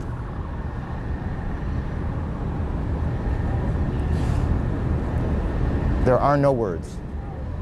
You can see large pieces of the building falling. You can see the smoke rising. You can see a portion of the side of the building now just being covered on the right side as I look at it, covered in smoke. This is just a horrific scene and a horrific moment. The president, who is in Florida today, is en route back to the White House. He took off a short time ago. The White House itself has been evacuated on the basis of what the Secret Service says was a credible threat on the mansion itself. We believe now that we can say that portions of both towers of the World Trade Center have collapsed. Whether there were second explosions, that is to say explosions other than the planes hitting them, that caused this to happen, we cannot tell you. Rose Arce, one of our CNN producers, is on the phone. Rose, what do you got? I'm about a block away, and there were several people that were hanging out the windows right below where the plane crashed, when suddenly you saw the top of the building start to shake, and people began leaping from the windows in the north side of the building. You saw 2 people at first plummet, and then a third one, and then the entire top of the building just blew up, and splinters of debris are falling on the street. Where I am right now, there's a thick plume of smoke, and you can see crowds of people, including emergency service workers and police officers, running from the scene, screaming, and there's a school nearby where there were kids in the schoolyard. That has been emptied out, and they're running up the street now, too. The whole sort of the neighborhood, I'd say several blocks up, is covered by this almost powdery smoke, little tiny pieces of building you can see just floating in the wind around it. It's almost like a huge cloud had kind of enveloped that part of lower Manhattan. It is just one of those awful moments that you need to look at for a minute or two to absorb exactly what has happened. 2 of the most recognizable buildings in the city of New York have been attacked, and both of them appear to have collapsed, at least in part. The second of the 2 collapses taking place just a moment or so ago, perhaps 2 or 3 minutes ago. There are also apparently coordinated attacks that have taken place in Washington on the Pentagon. The State Department has been evacuated. Just a few moments ago, as we said, and perhaps 20 minutes after the first tower collapsed, we turned around and saw what looked like sparks falling, and then the top part of tower number 1 collapsing. These are shots from the ground of that scene. There have been frantic efforts to get people out of the tower. Now this is tape, and you can see now whether that was an explosion or exactly what happened that caused that second tower to collapse. We cannot tell you. CNN's Kelly Wallace is on the phone with us. Kelly, where are you? What can you tell us? Aaron, I'm just about 4 blocks north of the location of where the World Trade Center was standing. I was actually en route to the command center, people really staring in disbelief. And then as you saw, of course, the pictures watching that tower come down, people just couldn't believe their eyes. Police then pushing people immediately, people turning around and starting running ways blocks away from the site. There is black smoke and is covering the air. You see people covering their mouths with some handkerchiefs and their coats, and basically, it's an unbelievable scene. Most of the people have gone. The police are really pushing people away. There were a lot of people as I was making my way down here, Aaron, people just staring, getting on the cell phone, crying, recounting stories where they sort of basically had seen what happened earlier today, trying to get in touch with loved ones, very concerned. And then, of course, some people watching the other tower come down earlier, and then a group of people then watching this other tower come down, a woman passing me covered in soot. Basically, the sky is just black. You can't even see down to lower Manhattan from the vantage point right now. The police have cleared off all these streets, pushing people away. Police telling us that you have to get out of here to get out of here, pushing people away in garages. It's an unbelievable scene. Aaron. You can see in this shot, our viewers can, a helicopter shot coming across the harbor, the Statue of Liberty prominent in the foreground, and smoke and devastation and tragedy in the background. A tragedy that continues to unfold, and one that still has many, many unanswered questions. We have a report now that a car bomb has exploded at the State Department. We are working to confirm that as well. Howard Safer is a former New York City Police Commissioner, the top police job here in the city, and he joins us for a few moments. Mr. Safer, what do you see? When you look at that, what do you see? I see something that's unimaginable. I see what is a police commissioner's worst nightmare. This is a situation that obviously was well planned, well coordinated, and the loss of life that's taking place down there is just incredible, and is going to strain the emergency services of this city to the hilt. Are you hearing any specific information? Are you hearing anything about the number of injuries, the number of fatalities, the number of people in that building, those buildings? Are you getting any of that information from? Well, I know there are 50,000 people who work in the World Trade Center. I know that every ambulance and every fire company in the city and has been called in and dispatched there. It's unimaginable, but the loss of life is going to be huge. You're as familiar with the city's plan or plans for these kinds of incidents as anyone in the city. In all honesty, does the plan cover the scope of what appears to have happened here? No, we have an Office of Emergency Management. The plans for responding to a disaster are probably as good as any in the world, but nobody ever would contemplate that we would lose the two World Trade Centers and in this manner. Tell me what's happening there, would you guess, in the sense that what are police doing? What's the first thing that has to happen? Triage? The first thing is triage. The first thing is to identify who can be treated, who cannot be treated, to get those ambulances to hospitals. Every hospital's emergency room is open and I'm sure working right now. And this is just a situation, it's like a war zone. And you have to logistically treat it like a war zone. You have to have your front lines, you have to have your support, and you have to have people who are constantly in there doing something. I was also fire commissioner before I was police commissioner, and it's no longer an issue, unfortunately, but a high-rise fire like that is almost impossible to fight. At this point, would you say that every police officer, and there are what, 40,000? There are 41,000 police officers in the city have been called in?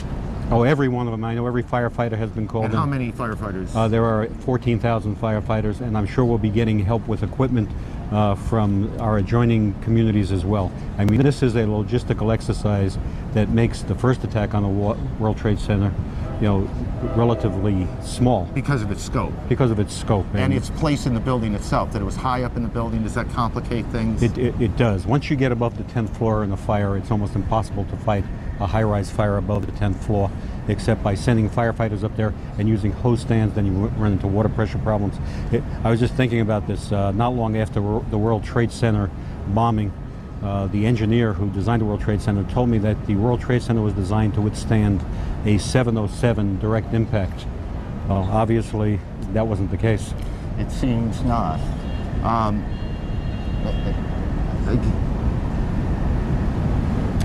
We are getting reports, and we are getting lots of reports, and we want to be careful to tell you when we have confirmed them and not.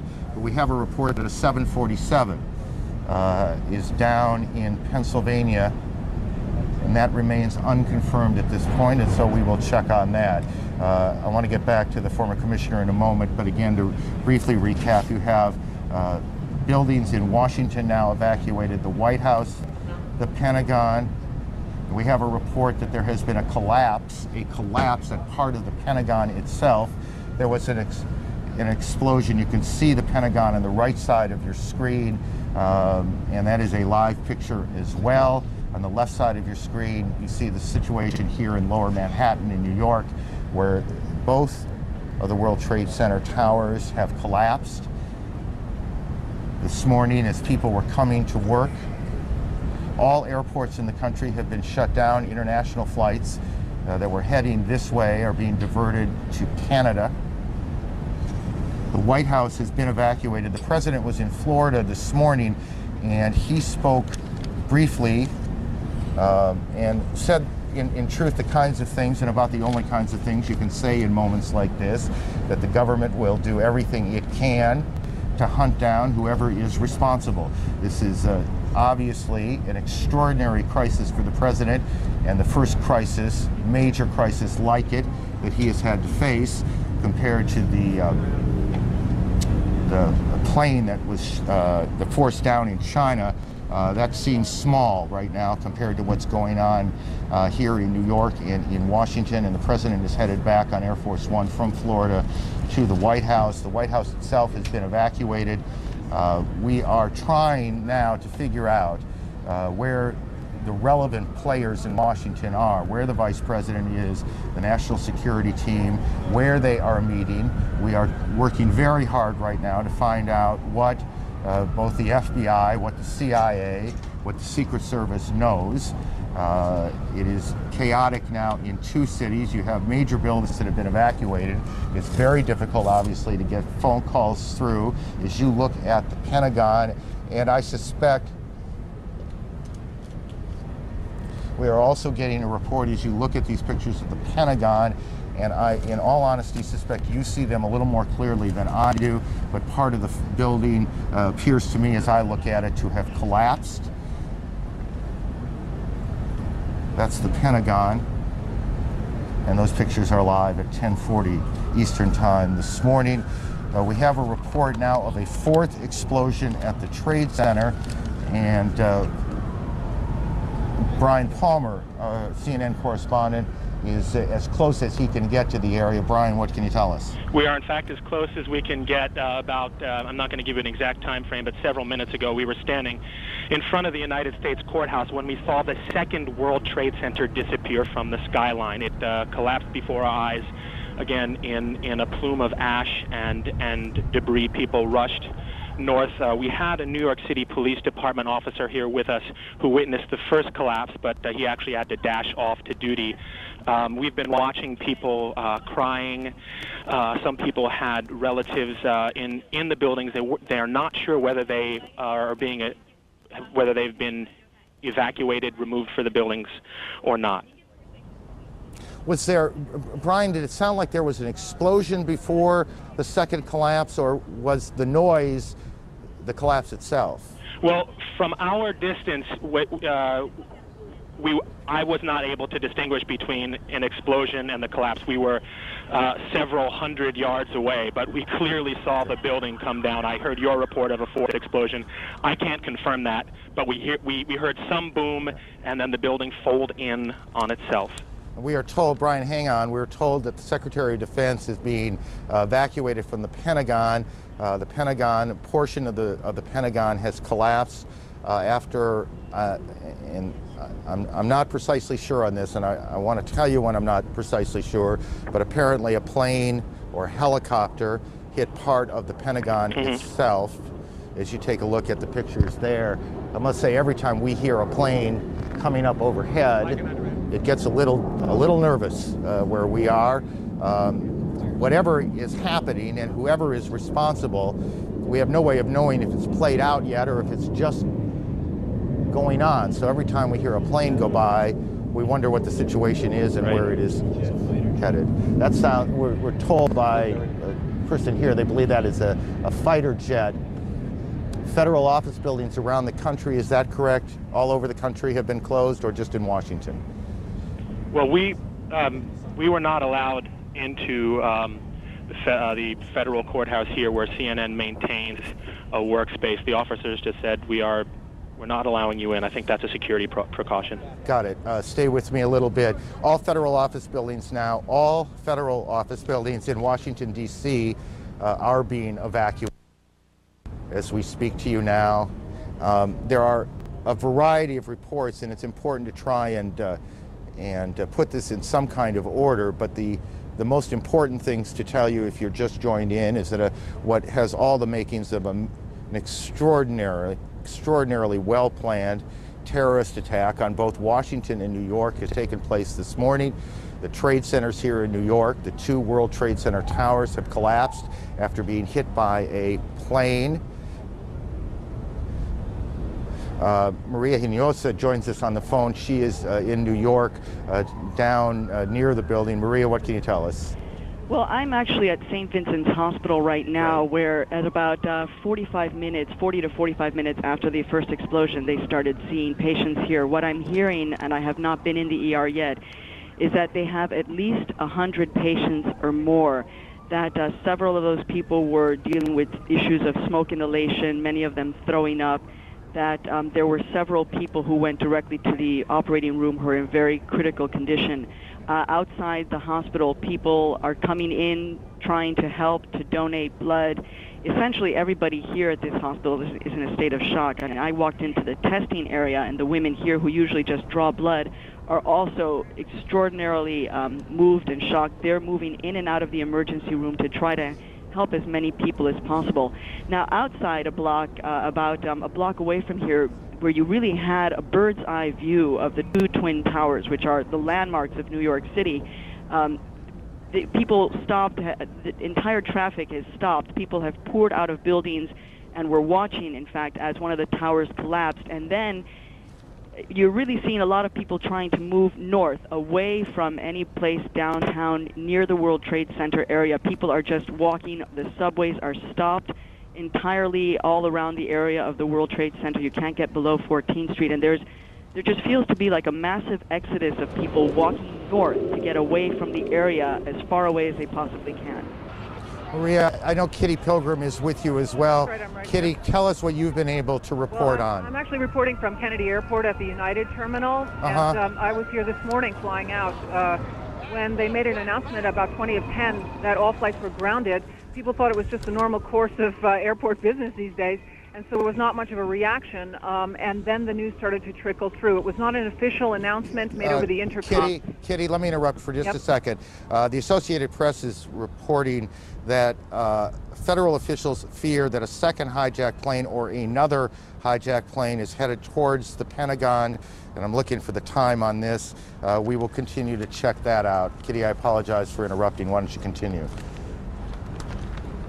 Did we lose her? Everyone didn't react, but then the news came through. I have never seen Kennedy in this condition. I've been here many times. People are in absolute shock. No one's talking. They were just staring at each other with their arms dropped to their sides. A pin could drop in the United terminal. There were a couple hundred people there, and no one was saying anything. After about 20 minutes, people rushed to the phones. You cannot phone out. There's no real access back to the city. People are trying to get back. They've unloaded the baggage from the planes. They've asked that everyone pick up their bag and take it out of the terminal and take it home. And they're asking everyone to please leave. People are just finding it difficult to leave. They are not officially evacuating Kennedy Airport at this point, at least at the United terminal. The attendants have been asked to stay. And again, there's still several hundred people standing around not knowing what to do. No one's even speaking. And again, for people, Kitty, thank you, not familiar with New York, Kennedy is the major airport handling international flights into the city. It is also an enormous complex of 7 or 8 or 9 terminals. That's exactly right. And in fact, the baggage has been unloaded into a separate terminal from where I am, and they're asking people to walk over, pick up their bags, and take them out. It's virtually impossible to get from place to place at Kennedy, and of course, bridges and tunnels into Manhattan are inaccessible at this point. No one has anywhere to go. Kitty, thank you, and we'll get back to you. Chris Plant at the Pentagon has more. He joins us on the phone. Chris, what can you tell us? Hi, this is Chris Plant at the Pentagon. Go ahead. Can you hear me?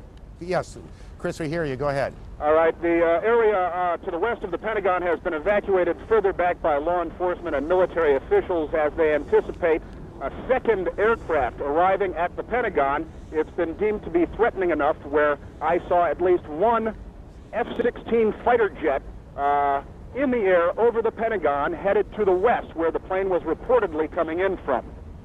Again, they're saying here that a second aircraft is expected to arrive at the Pentagon sometime soon. They take it seriously enough that they have scrambled at least one fighter jet that I saw, probably either from the D.C. Air National Guard or the Maryland Air National Guard, both of which fly F-16s. The west front of the building of the Pentagon along Route 27 has now partially collapsed. About a 60-foot section of the building laterally has collapsed the entire 5 stories. The building is obviously, the fire is traveling inward in the building toward the courtyard, and this wedge, as they call it, of the Pentagon, the westernmost wedge, which was just refurbished and was in fact reinforced for terrorist attack and for just this sort of thing. I know that there were a significant number of injuries. I'm unaware of any numbers on fatalities at this point. People here who came from the building are suggesting that surely there were fatalities, but no one could confirm any. I have spoken to a number of people that I know who pulled people out of rubble. There were severe injuries. There are a number of helicopters here evacuating injured people, and I am told by one senior military source that the plane in the side of the building has been tentatively identified as a Boeing 767, a full-sized airliner, Boeing 767. But that at this point they're waiting for the arrival of a possible second plane, which has been deemed to be a threat, and as I said, fighter jets have been scrambled to address that matter. Chris, stay with us. That's extraordinary bit of information coming out of Washington now. Let me add to something that we said earlier.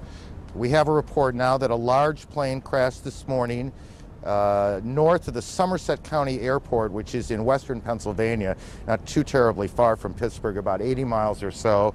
Boeing 767 jet, don't know whose airline it was, whose airplane it was, and we don't have any details beyond that which I have just given you. We don't know if this is somehow connected to what has gone on in New York and Washington, but we do know that another plane has crashed, this one about 80 miles south of Pittsburgh, or at least to the southeast of Pittsburgh. Rose Arce, one of our producers here in New York, joins us on the phone. Rose, what do you have that's new? Yes, just a while ago, I think you saw that collapse of the top of the World Trade Center. Well, it looks like a large chunk of that debris hit a building very close by, about 2 blocks away next to an elementary school, causing another explosion. So for the last few minutes, I've been watching people running from that direction. There was one man, I'm not child, but you saw on the street. I've seen several emergency service workers carrying other emergency service workers from the scene. There's a haze everywhere. It's very, very difficult to see, but there has been the whole area has been covered by soot and ash, such that it looks almost like snow. So as people are coming up the street running from the scene of this new explosion, you can see them slipping on the ash and literally having to drag each other up the street. There's an incredible amount of panic down here in downtown Manhattan as people are realizing that they really need to leave the area entirely after spending the last hour or so just watching this from afar. Rose, stay with us. Terrific work. Let me throw another couple of pieces of information out as we continue to put this all together into a straight line if we can. The United Nations has been evacuated. The United Nations building on the east side of Manhattan has been evacuated. The city is in, this is election day, a primary election for mayor and city council races here in New York. That election has been postponed until further notice. Obviously, we are in the middle of an extraordinary catastrophe that started about 8:45 Eastern Time here in New York when one plane crashed into one of the towers of the World Trade Center. About a half an hour after that, as people were converging, as fire and police and rescue teams were converging on the scene, a second plane appeared to the west of the Trade Center buildings and slammed into the second tower. That's what you just saw. Fire shooting out the north and east side of the tower. Shortly after that, we began to get reports of events taking place in Washington. An explosion which first came to us as a fire at the Pentagon. Now there's a report of a second hijacked plane heading towards the Pentagon. It is believed that one of the planes, perhaps both, but one of them, we have been told, was an American Airlines 767 that hit one of the Trade Center towers. About a half an hour after that, perhaps a little bit longer, lose track of time a little bit in these situations, the first tower, or let me correct that, the south tower, the second tower, the one to the left, collapsed. It collapsed in a cascade of smoke and spark, and what we cannot tell you is if there was a second explosion that caused that collapse, or if it was simply, that's the first one, that's the south tower collapsing, and that was about a half hour, give or take, after the planes hit the tower. Then shortly after that, just as the smoke was starting to clear away, the second tower, and that's what you're looking at now. Again, this was not very long ago, 10, 15 minutes ago. The second tower, it almost looks like one of those implosions of buildings that you see, except there is nothing controlled about this. This is devastation. How many people? There are 50,000 people who normally go to work in the Trade Center buildings. How many of those people had arrived already? How many of those people were trapped on the upper stories? How many of those people have been hurt? How many of those people died? We cannot tell you now. We can tell you that hospitals throughout the New York area are receiving literally hundreds of patients, and they are performing triage. They are trying to figure out who could be treated, who needs help first. This is sort of standard operating procedure. We are just being told now that Israel has evacuated all its diplomatic missions around the world. Israel has evacuated its missions. We are told now that Yasser Arafat has condemned these attacks, and we don't know yet who's behind them. Britain has condemned these attacks. Germany has convened its National Security Council, and we will check and see if events are going on in those places or if that is simply a reaction to what has gone on here in Washington and in New York. CNN's Gene Reserve joins us on the phone from Washington. Gene. K Street, which is one of the major thoroughfares here in Washington, it is absolute gridlock. It takes about 15 minutes to drive one block. Ordinarily, this time of day, there'd be nothing near this kind of traffic. You see pedestrians filling the sidewalks, many of the businesses and offices here having closed. You see cars absolutely pouring out of the parking lots, contributing to the absolutely horrendous traffic situation. Many people trying to use their cell phones. However, cell phone service has become very difficult in this town because of the crush on circuits.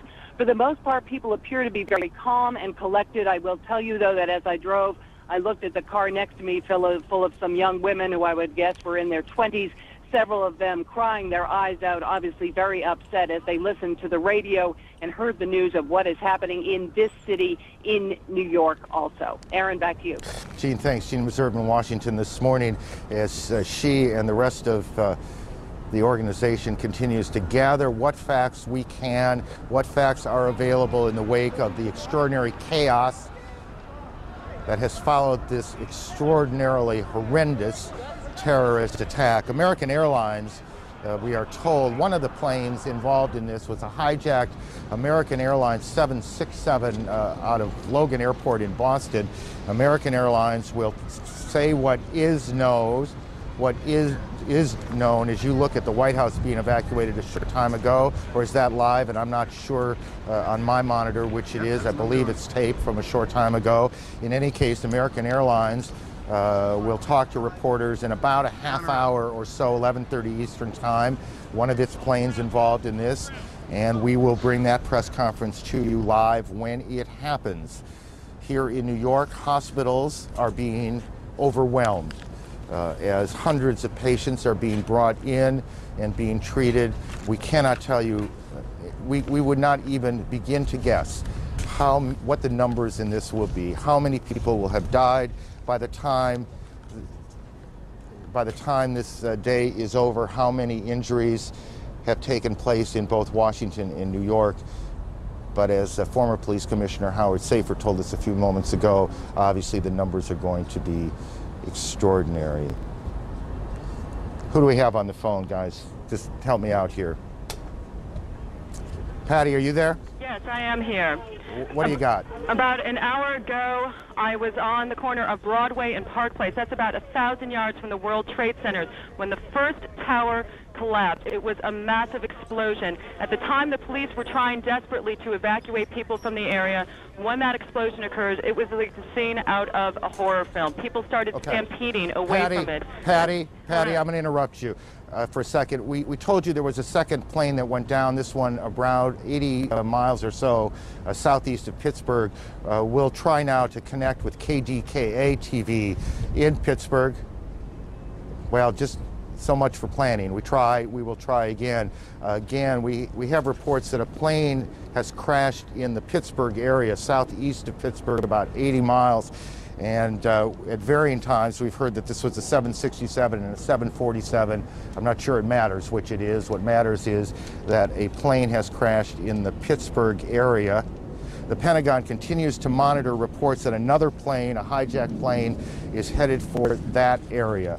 All flights have been canceled around the country. International flights heading towards the United States are being diverted into Canada this morning. Patty, let me go back to you as we look at some tape from the ground. Patty, why don't you go ahead and continue? Okay, Aaron, I'm in the main building of Pace University, which is inside the fallout zone of all the debris from the two building collapses. At the time of the first building collapse, I was at Broadway and Park Place. There was a huge cloud of smoke. It overcame the crowd. People were stampeding. Literally, the debris was so thick you could not see your hand in front of your face. I jumped around onto a building that was on Park Place and Beekman Street. When I was in there, people were coming in, they were crying, they were wailing. You couldn't see anything outside. After the smoke had cleared a little bit, I came outside. The scene was like a ghost town in the financial district, very eerie. You saw people being wheeled on gurneys away from the site of the explosion. People were coming out with masks over their face, anything they could put over their face, because the air was still very thick with debris. The ash on the ground is at least 2 inches thick. It's more like snow cover, a very eerie snow cover blanketing downtown Manhattan right now. Now, at the time, I was back on the corner again of Broadway and Park Place. At that time, the police started running toward us, telling everybody to move who was left on the street. I looked up, and that's when I heard the, pardon me, that's when I heard the explosion. That's when the second tower came down. Again, whoever was left on the street started stampeding. I'm in the office. Right now I'm in the main building of Pace University. People are crying. They have gas masks on their face. Authorities are making people go toward the basement. They're just doing anything that they can to move people away from the financial district. But again, it is a very horrifying scene down here, very eerie, like a ghost town. Patty, let me interrupt you. Mayor Giuliani is on the telephone, is part of New York One's coverage. We join our affiliate for that. Mayor Giuliani, since we have New Yorkers listening, and obviously their thoughts are with the people who are down there. Urge them to remain calm, to remain at home, or to remain at their place of business, unless they're in Lower Manhattan. By that I mean south of Canal Street. If you're south of Canal Street, get out, walk, and walk slowly, carefully. There are plenty of police around, but just walk directly. If you can't figure out what else to do, just walk directly north. That'll get you out of the dangerous smoke area. It'll also do us a big favor. It'll open up those streets, because we're going to be moving a large number of ambulances and emergency personnel in and out of there all day. I've talked to the governor. He is putting the National Guard on alert so that they can relieve our police officers and our firefighters later this afternoon. And we've asked the federal government for help from the urban search and rescue team. So right now, we're using all of our police and firefighters and emergency personnel to help the people down there. Later on, we're probably going to need reinforcements. Mayor Giuliani, I realize that it must be more than a chaotic situation, particularly since the bunker has been compromised and cordoned off. But can you give us any sense? There are so many people watching now who must have loved ones down in that area and are concerned of the systematic... My heart goes out to them. I've never seen anything like this. I was there from shortly after it happened and saw people jumping out of the World Trade Center. It's a horrible, horrible situation. And all that I can tell them is that every resource that we have is attempting to rescue as many people as possible. And the end result is going to be some horrendous number of lives lost. I don't think we know yet. But right now, we have to just focus on saving as many people as possible. Can you give us a sense of if there is in fact some system being implemented, what that system is, and where people are being taken? People are triaging. People are being taken to every area hospital possible, even virtually within minutes. I drove down right past St. Vincent's Hospital, and I could see them actually on the street ready to take people, and that was within minutes of the first airplane hitting the World Trade Center. So the hospitals are ready. We'll be moving them to all different area hospitals, triaging them. The main thing is having those streets open so that we can get people in and out of the southern part of Manhattan as quickly as possible, so that we can move them, to hospitals all over the city. And Mayor Giuliani, we'll let you. Is in place. They're doing it. We just need the cooperation of people in getting out of there. We'll let you get back to the operations there, and we do appreciate you taking the time for us here. Once again, the only thing to do now is to remain calm and try to assist in the rescue effort. Thank you. Now let's pray. That's New York's Mayor Rudy Giuliani talking to a CNN affiliate New York One here, saying that clearly there's going to be tremendous number of lives lost on these attacks here in New York, urging people to stay calm and to leave the area calmly. The area is in the southern part of Manhattan, way down on the tip of Manhattan Island. The mayor urging people to calmly move north. CNN's Jamie McIntyre is at the Pentagon. Jamie, why don't you start, if you can, at the beginning here as we try and put some order to all of this. What happened? Well, let me just describe the scene that we have here, and I'll back up a little bit. But right now I'm looking at the charred facade of the Pentagon, a huge gaping hole on the side where the Pentagon heliport is located, the side that faces Arlington Cemetery. In front of me is a long line of rescue personnel with backboards. They're just waiting for victims to be brought out so they can rush them to nearby medical facilities. I see a few victims being treated on the grass outside the Pentagon. Firefighters continue to pour streams of water onto the side of the building, and huge black cloud of smoke continues to billow out. It is a scene of utter destruction here. I'm sure it pales in comparison to the World Trade Center, but I've never seen anything like this myself in the history of the Pentagon.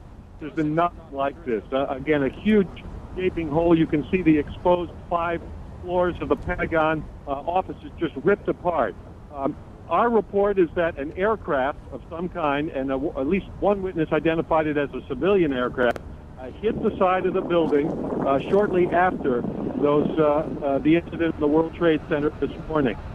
People who were in their offices nearby reported hearing a huge explosion, seeing shards of shrapnel come by their window. The entire Pentagon has been evacuated. Short time after this attack, there were urgent announcements made over the loudspeaker telling people to quickly get away from the building because they had reports of a second plane heading this way just 2 minutes away. F-16 jets were scrambled over the Pentagon.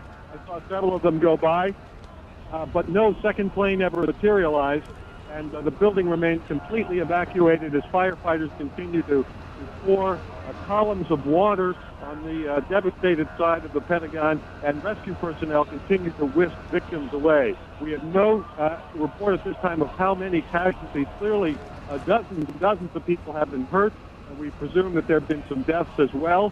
It's hard to imagine otherwise, considering the extent of damage to the side of the building. And I can see just some of the windows side a stretch of the building, perhaps 40 or 50 feet wide. Just looks like it has collapsed under the weight of the impact. Aaron? Jamie, thank you. So we have planes hitting the Pentagon, or plane hitting the Pentagon, 2 planes hitting the World Trade Center's towers in New York. Alan Dobbs-Frank joins us on the phone in Lower Manhattan. Alan? Aaron, just 2 or 3 minutes ago, there was yet another collapse or explosion. I'm now out of sight. A Good Samaritan has taken me in on Duane Street. But at 11:15, there was another collapse or explosion following the 10:30 collapse of the second tower.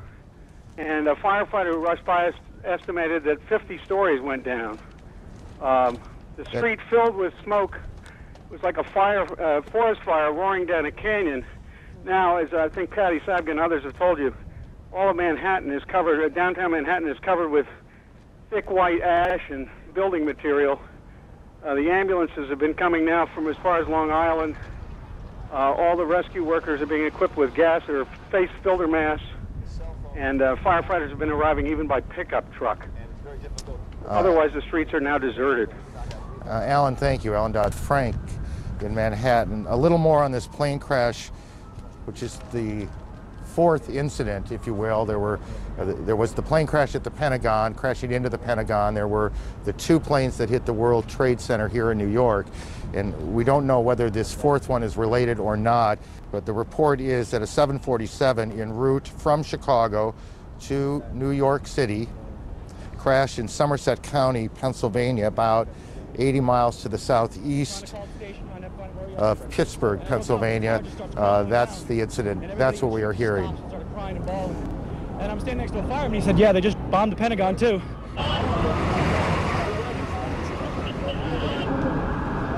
Our colleague, Jeff Green, well, we have a little more sound here from witnesses. I'm with the fire alarm company. The doorman goes to me, wow, I never seen a plane flying so low. And we looked out at it, all of a sudden, boom, it seemed like it wasn't even real. And we came running over here closer to the place, and all of a sudden we saw the other explosion. I don't know.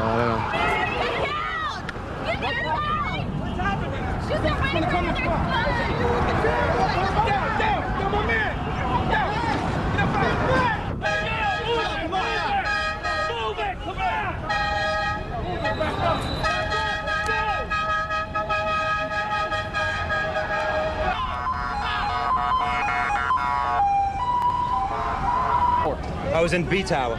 A Tower. What floor were you on? B1. What floor? The first one.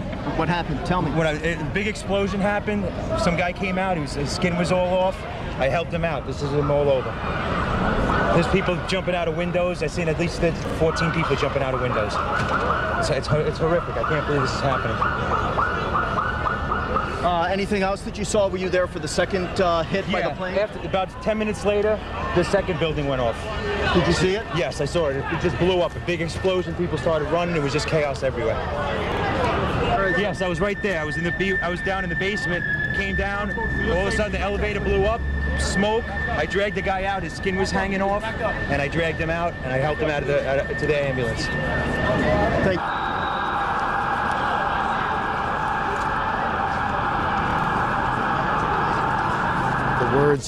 The words of some of the witnesses here in Manhattan this morning, and the pictures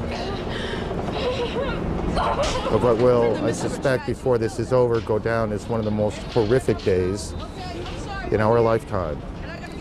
We're joined by our colleague, CNN's Jeff Greenfield. Aaron, you know what?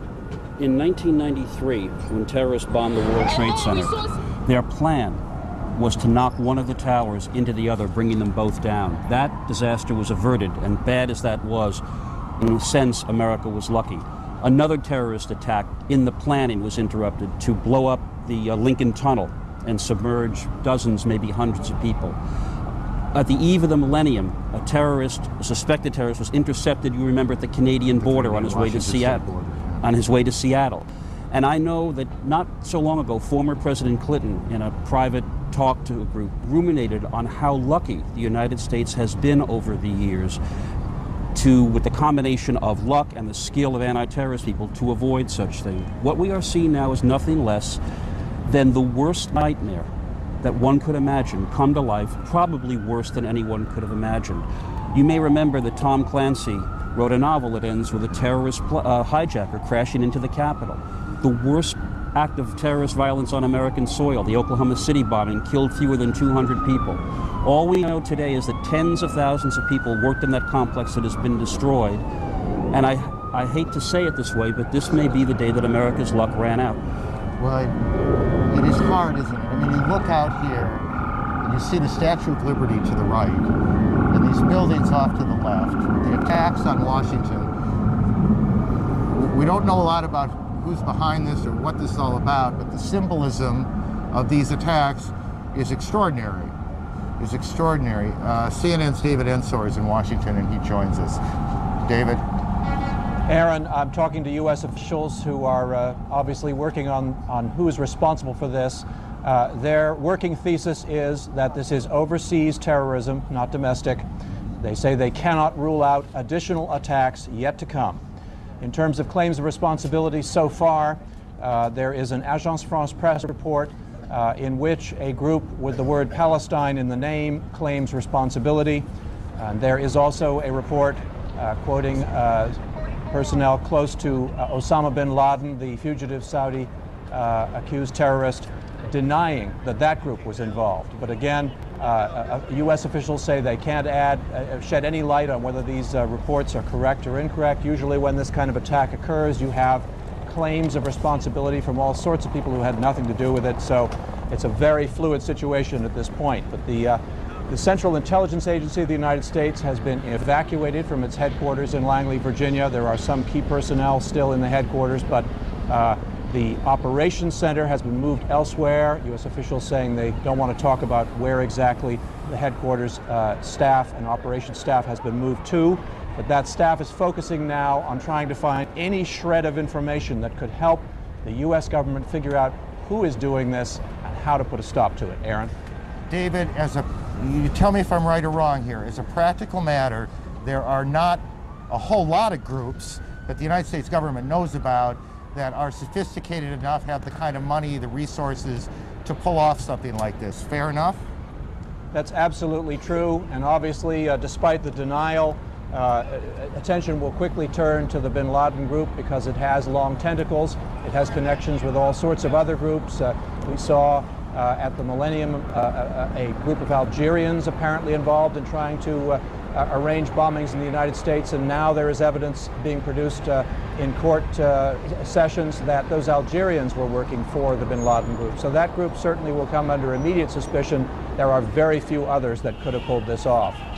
Aaron? Right, I mean, just because of the enormity of it all and the sophistication required to stage these multiple attacks, this is not something some small cell can pull off.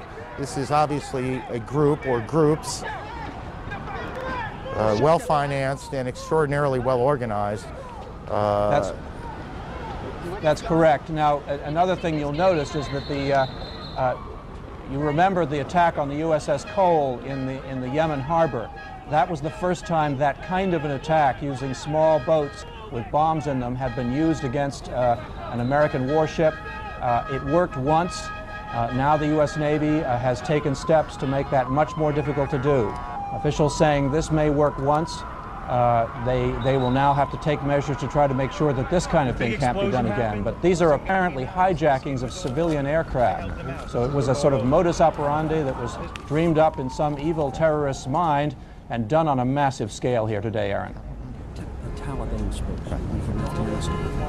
David, thank you. CNN's David Ensor, our national security correspondent, on what he is hearing, what he knows, what the reports are as we approach 11:20 Eastern Time. For those of you just joining us, and as you can see on your screen, the Taliban, the government in Afghanistan, expected to make a statement soon, and we'll monitor that for you.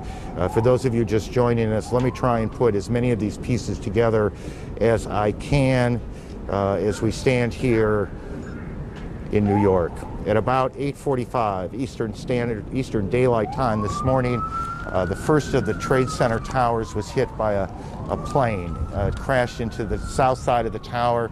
About a half an hour later, a second plane came from the right, and you can see it coming behind the first tower, and then it hits the tower, and you'll see the flame and smoke coming out, I guess 3/4, maybe a little more, up the tower. That's where this all began. About a half an hour after that, the first of that tower that is now you see in flame there in your shot collapsed. The top collapsed. And there was an enormous, I don't want to say explosion, but there was an enormous plume of smoke, sparks, as we looked over from where we're standing. And then a little bit after that, and I want to be careful on time because it seemed perhaps 10 or so minutes, but I'm not sure. The second tower, which in fact was the first one hit, collapsed as well, and that's what you're about to see.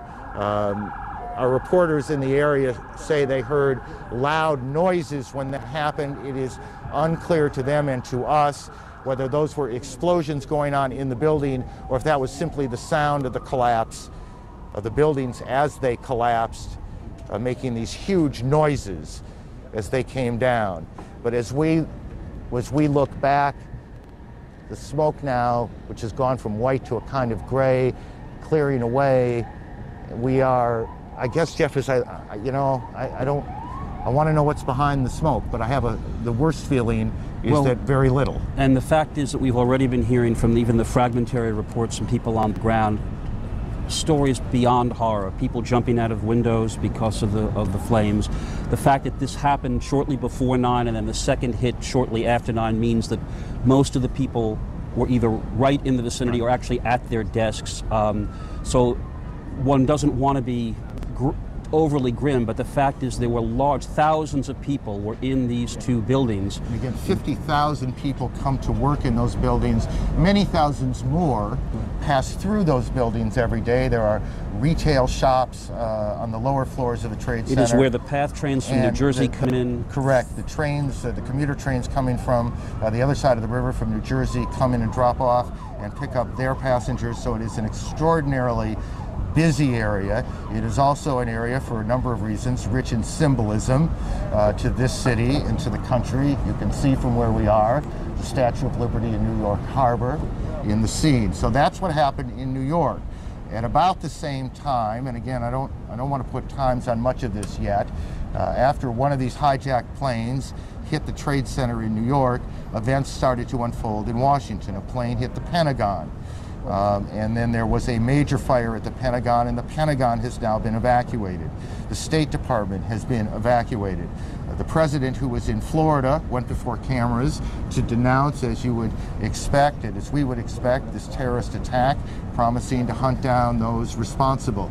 It was the president himself who first used, at least as I heard the story unfold today, the word terrorism. There was no doubt in his mind, at least. The president now is heading back.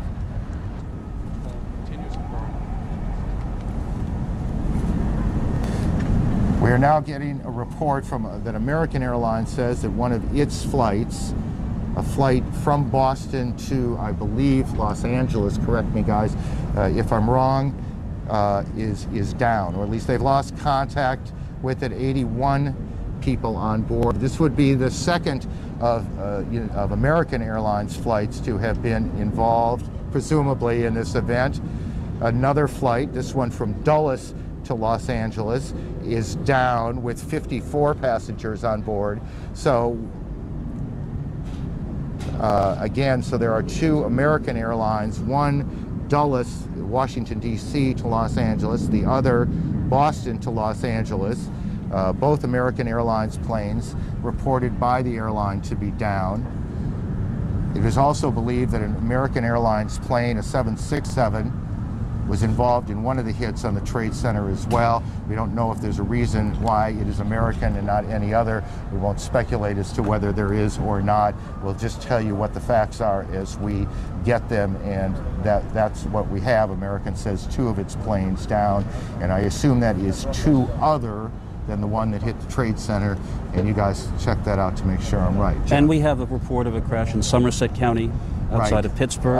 Right, I believe a 767, though we're getting reports perhaps the 747, which doesn't quite fit into what we believe flies Chicago to New York, is also down as well, and I do not know the airline involved there. Let me just go back okay, I do now. It's a United Airlines plane. So we have a number of planes down, a number of planes involved in these attacks.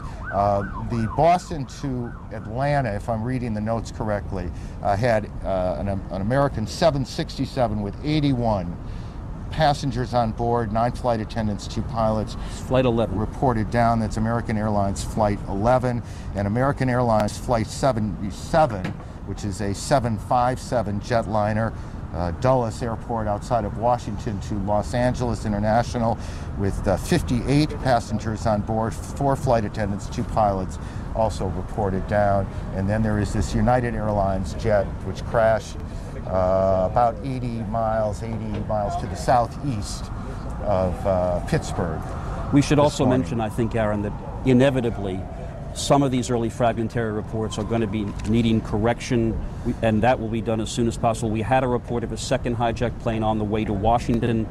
Capitol Police were reporting that there have been no signs of that plane. We simply, at this point in this awful story, have to just tell our viewers we will do everything we can to report this accurately. If fragmentary reports need amending or correcting, that will be done immediately. And I think in fairness here, there is in a number of places right now, perhaps 4 or 5, chaos.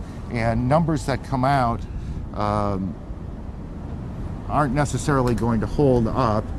And in our reporting, we will be a bit conservative on some of this until we track it down. There's no point in allowing this thing to seem worse than it is. It is already horrendous, and we don't need to make it any worse by misstating numbers, and we want you to keep that in mind.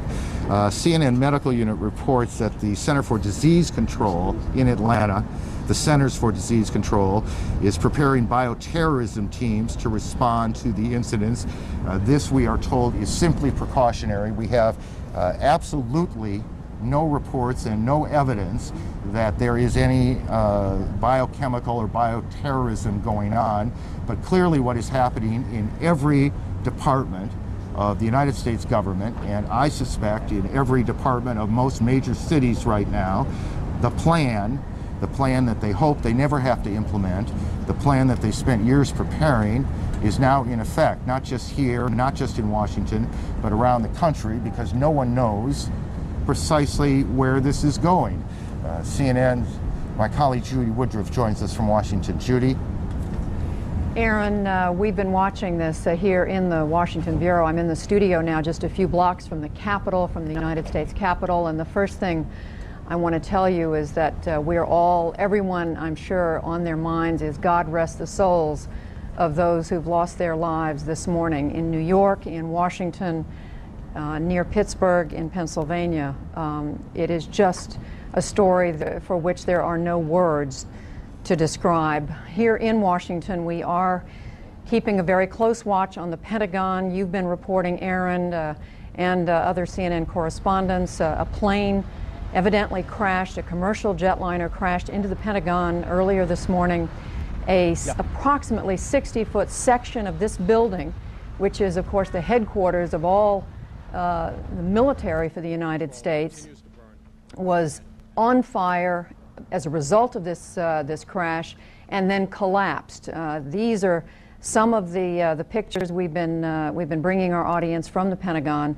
We've watched people being treated by first aid personnel there. We have no information yet on casualties, on the number of people who may have been hurt or may have died in this incident, although emergency personnel on the scene have said surely there have been casualties there.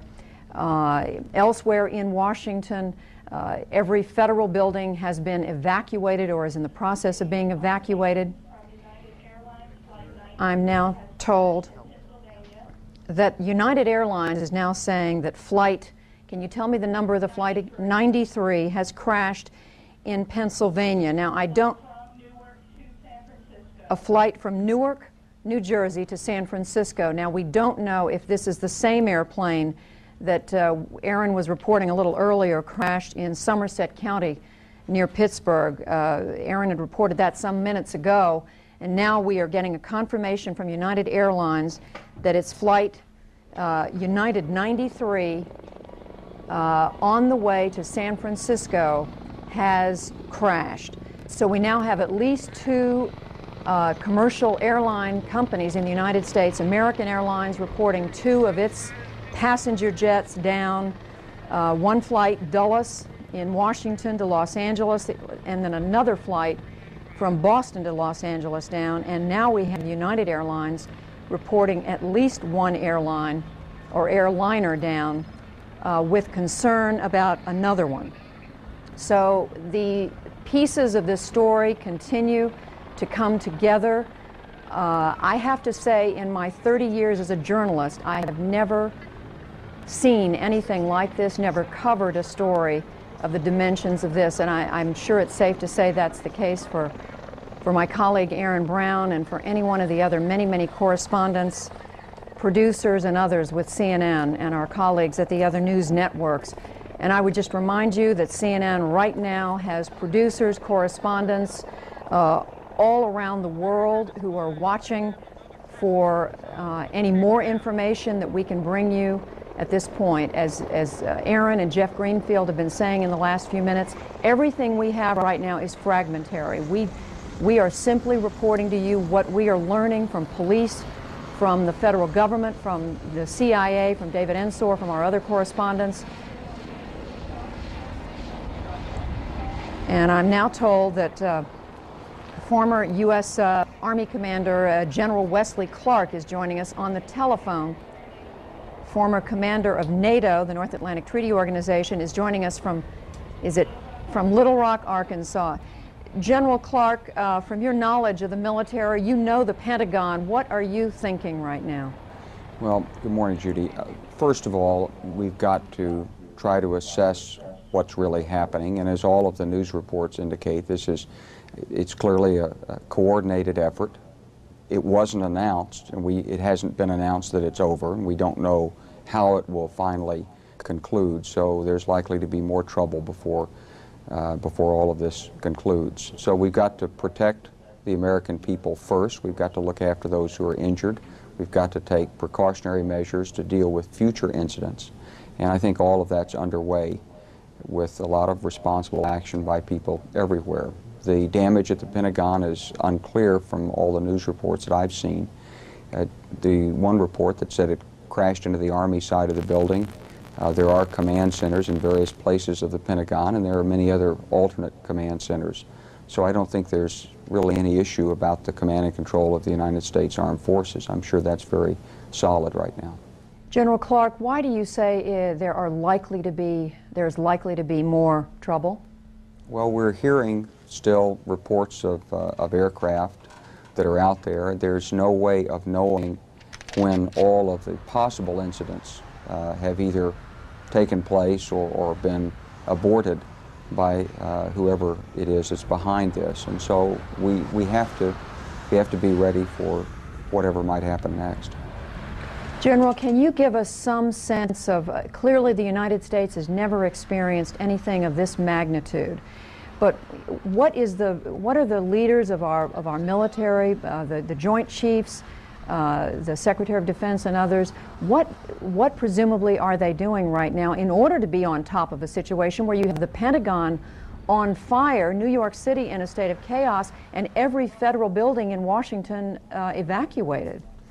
Well, first of all, we'll be trying to assess what happened. We'll be making sure that the protection posture of our bases worldwide and all of our units out there is raised so that we're able to protect our forces and our family members, and then we'll be looking to provide assistance to wherever such instance might occur. Whatever military capabilities there will be that could be of use will be certainly made available to the other agencies of state, local, and federal government who are involved in trying to deal with these tragedies right now. Then beyond that, we'll be waiting for the information to come in about who may have been behind this, and we'll be looking at what measures can be taken to strike and prevent further actions or in punitive retaliation. Well, speaking of that, General Clark, wouldn't you agree there are very few of the terrorist groups, at least that we're familiar with, who would have the capability to pull off something this coordinated on this scale? I think that's exactly right. There's only one group that has ever indicated that it has this kind of ability, and that's Osama bin Laden's. So obviously that'll be the first suspicion. Clearly we are all in a state of shock, General Clark, but is it fair to say that you're not truly surprised by this, given what we've heard from that particular group? And again, we don't know who's behind this, but given what we do know. Well, there have been many threats made against the United States and threats of terrorism, and we know that the World Trade Center has been a target. We know that aircraft have been hijacked, and we know that car bombings are used in many places in the world, and there's no doubt that for a long time there have been groups who have tried to target the United States. Normally, many times we've gotten indications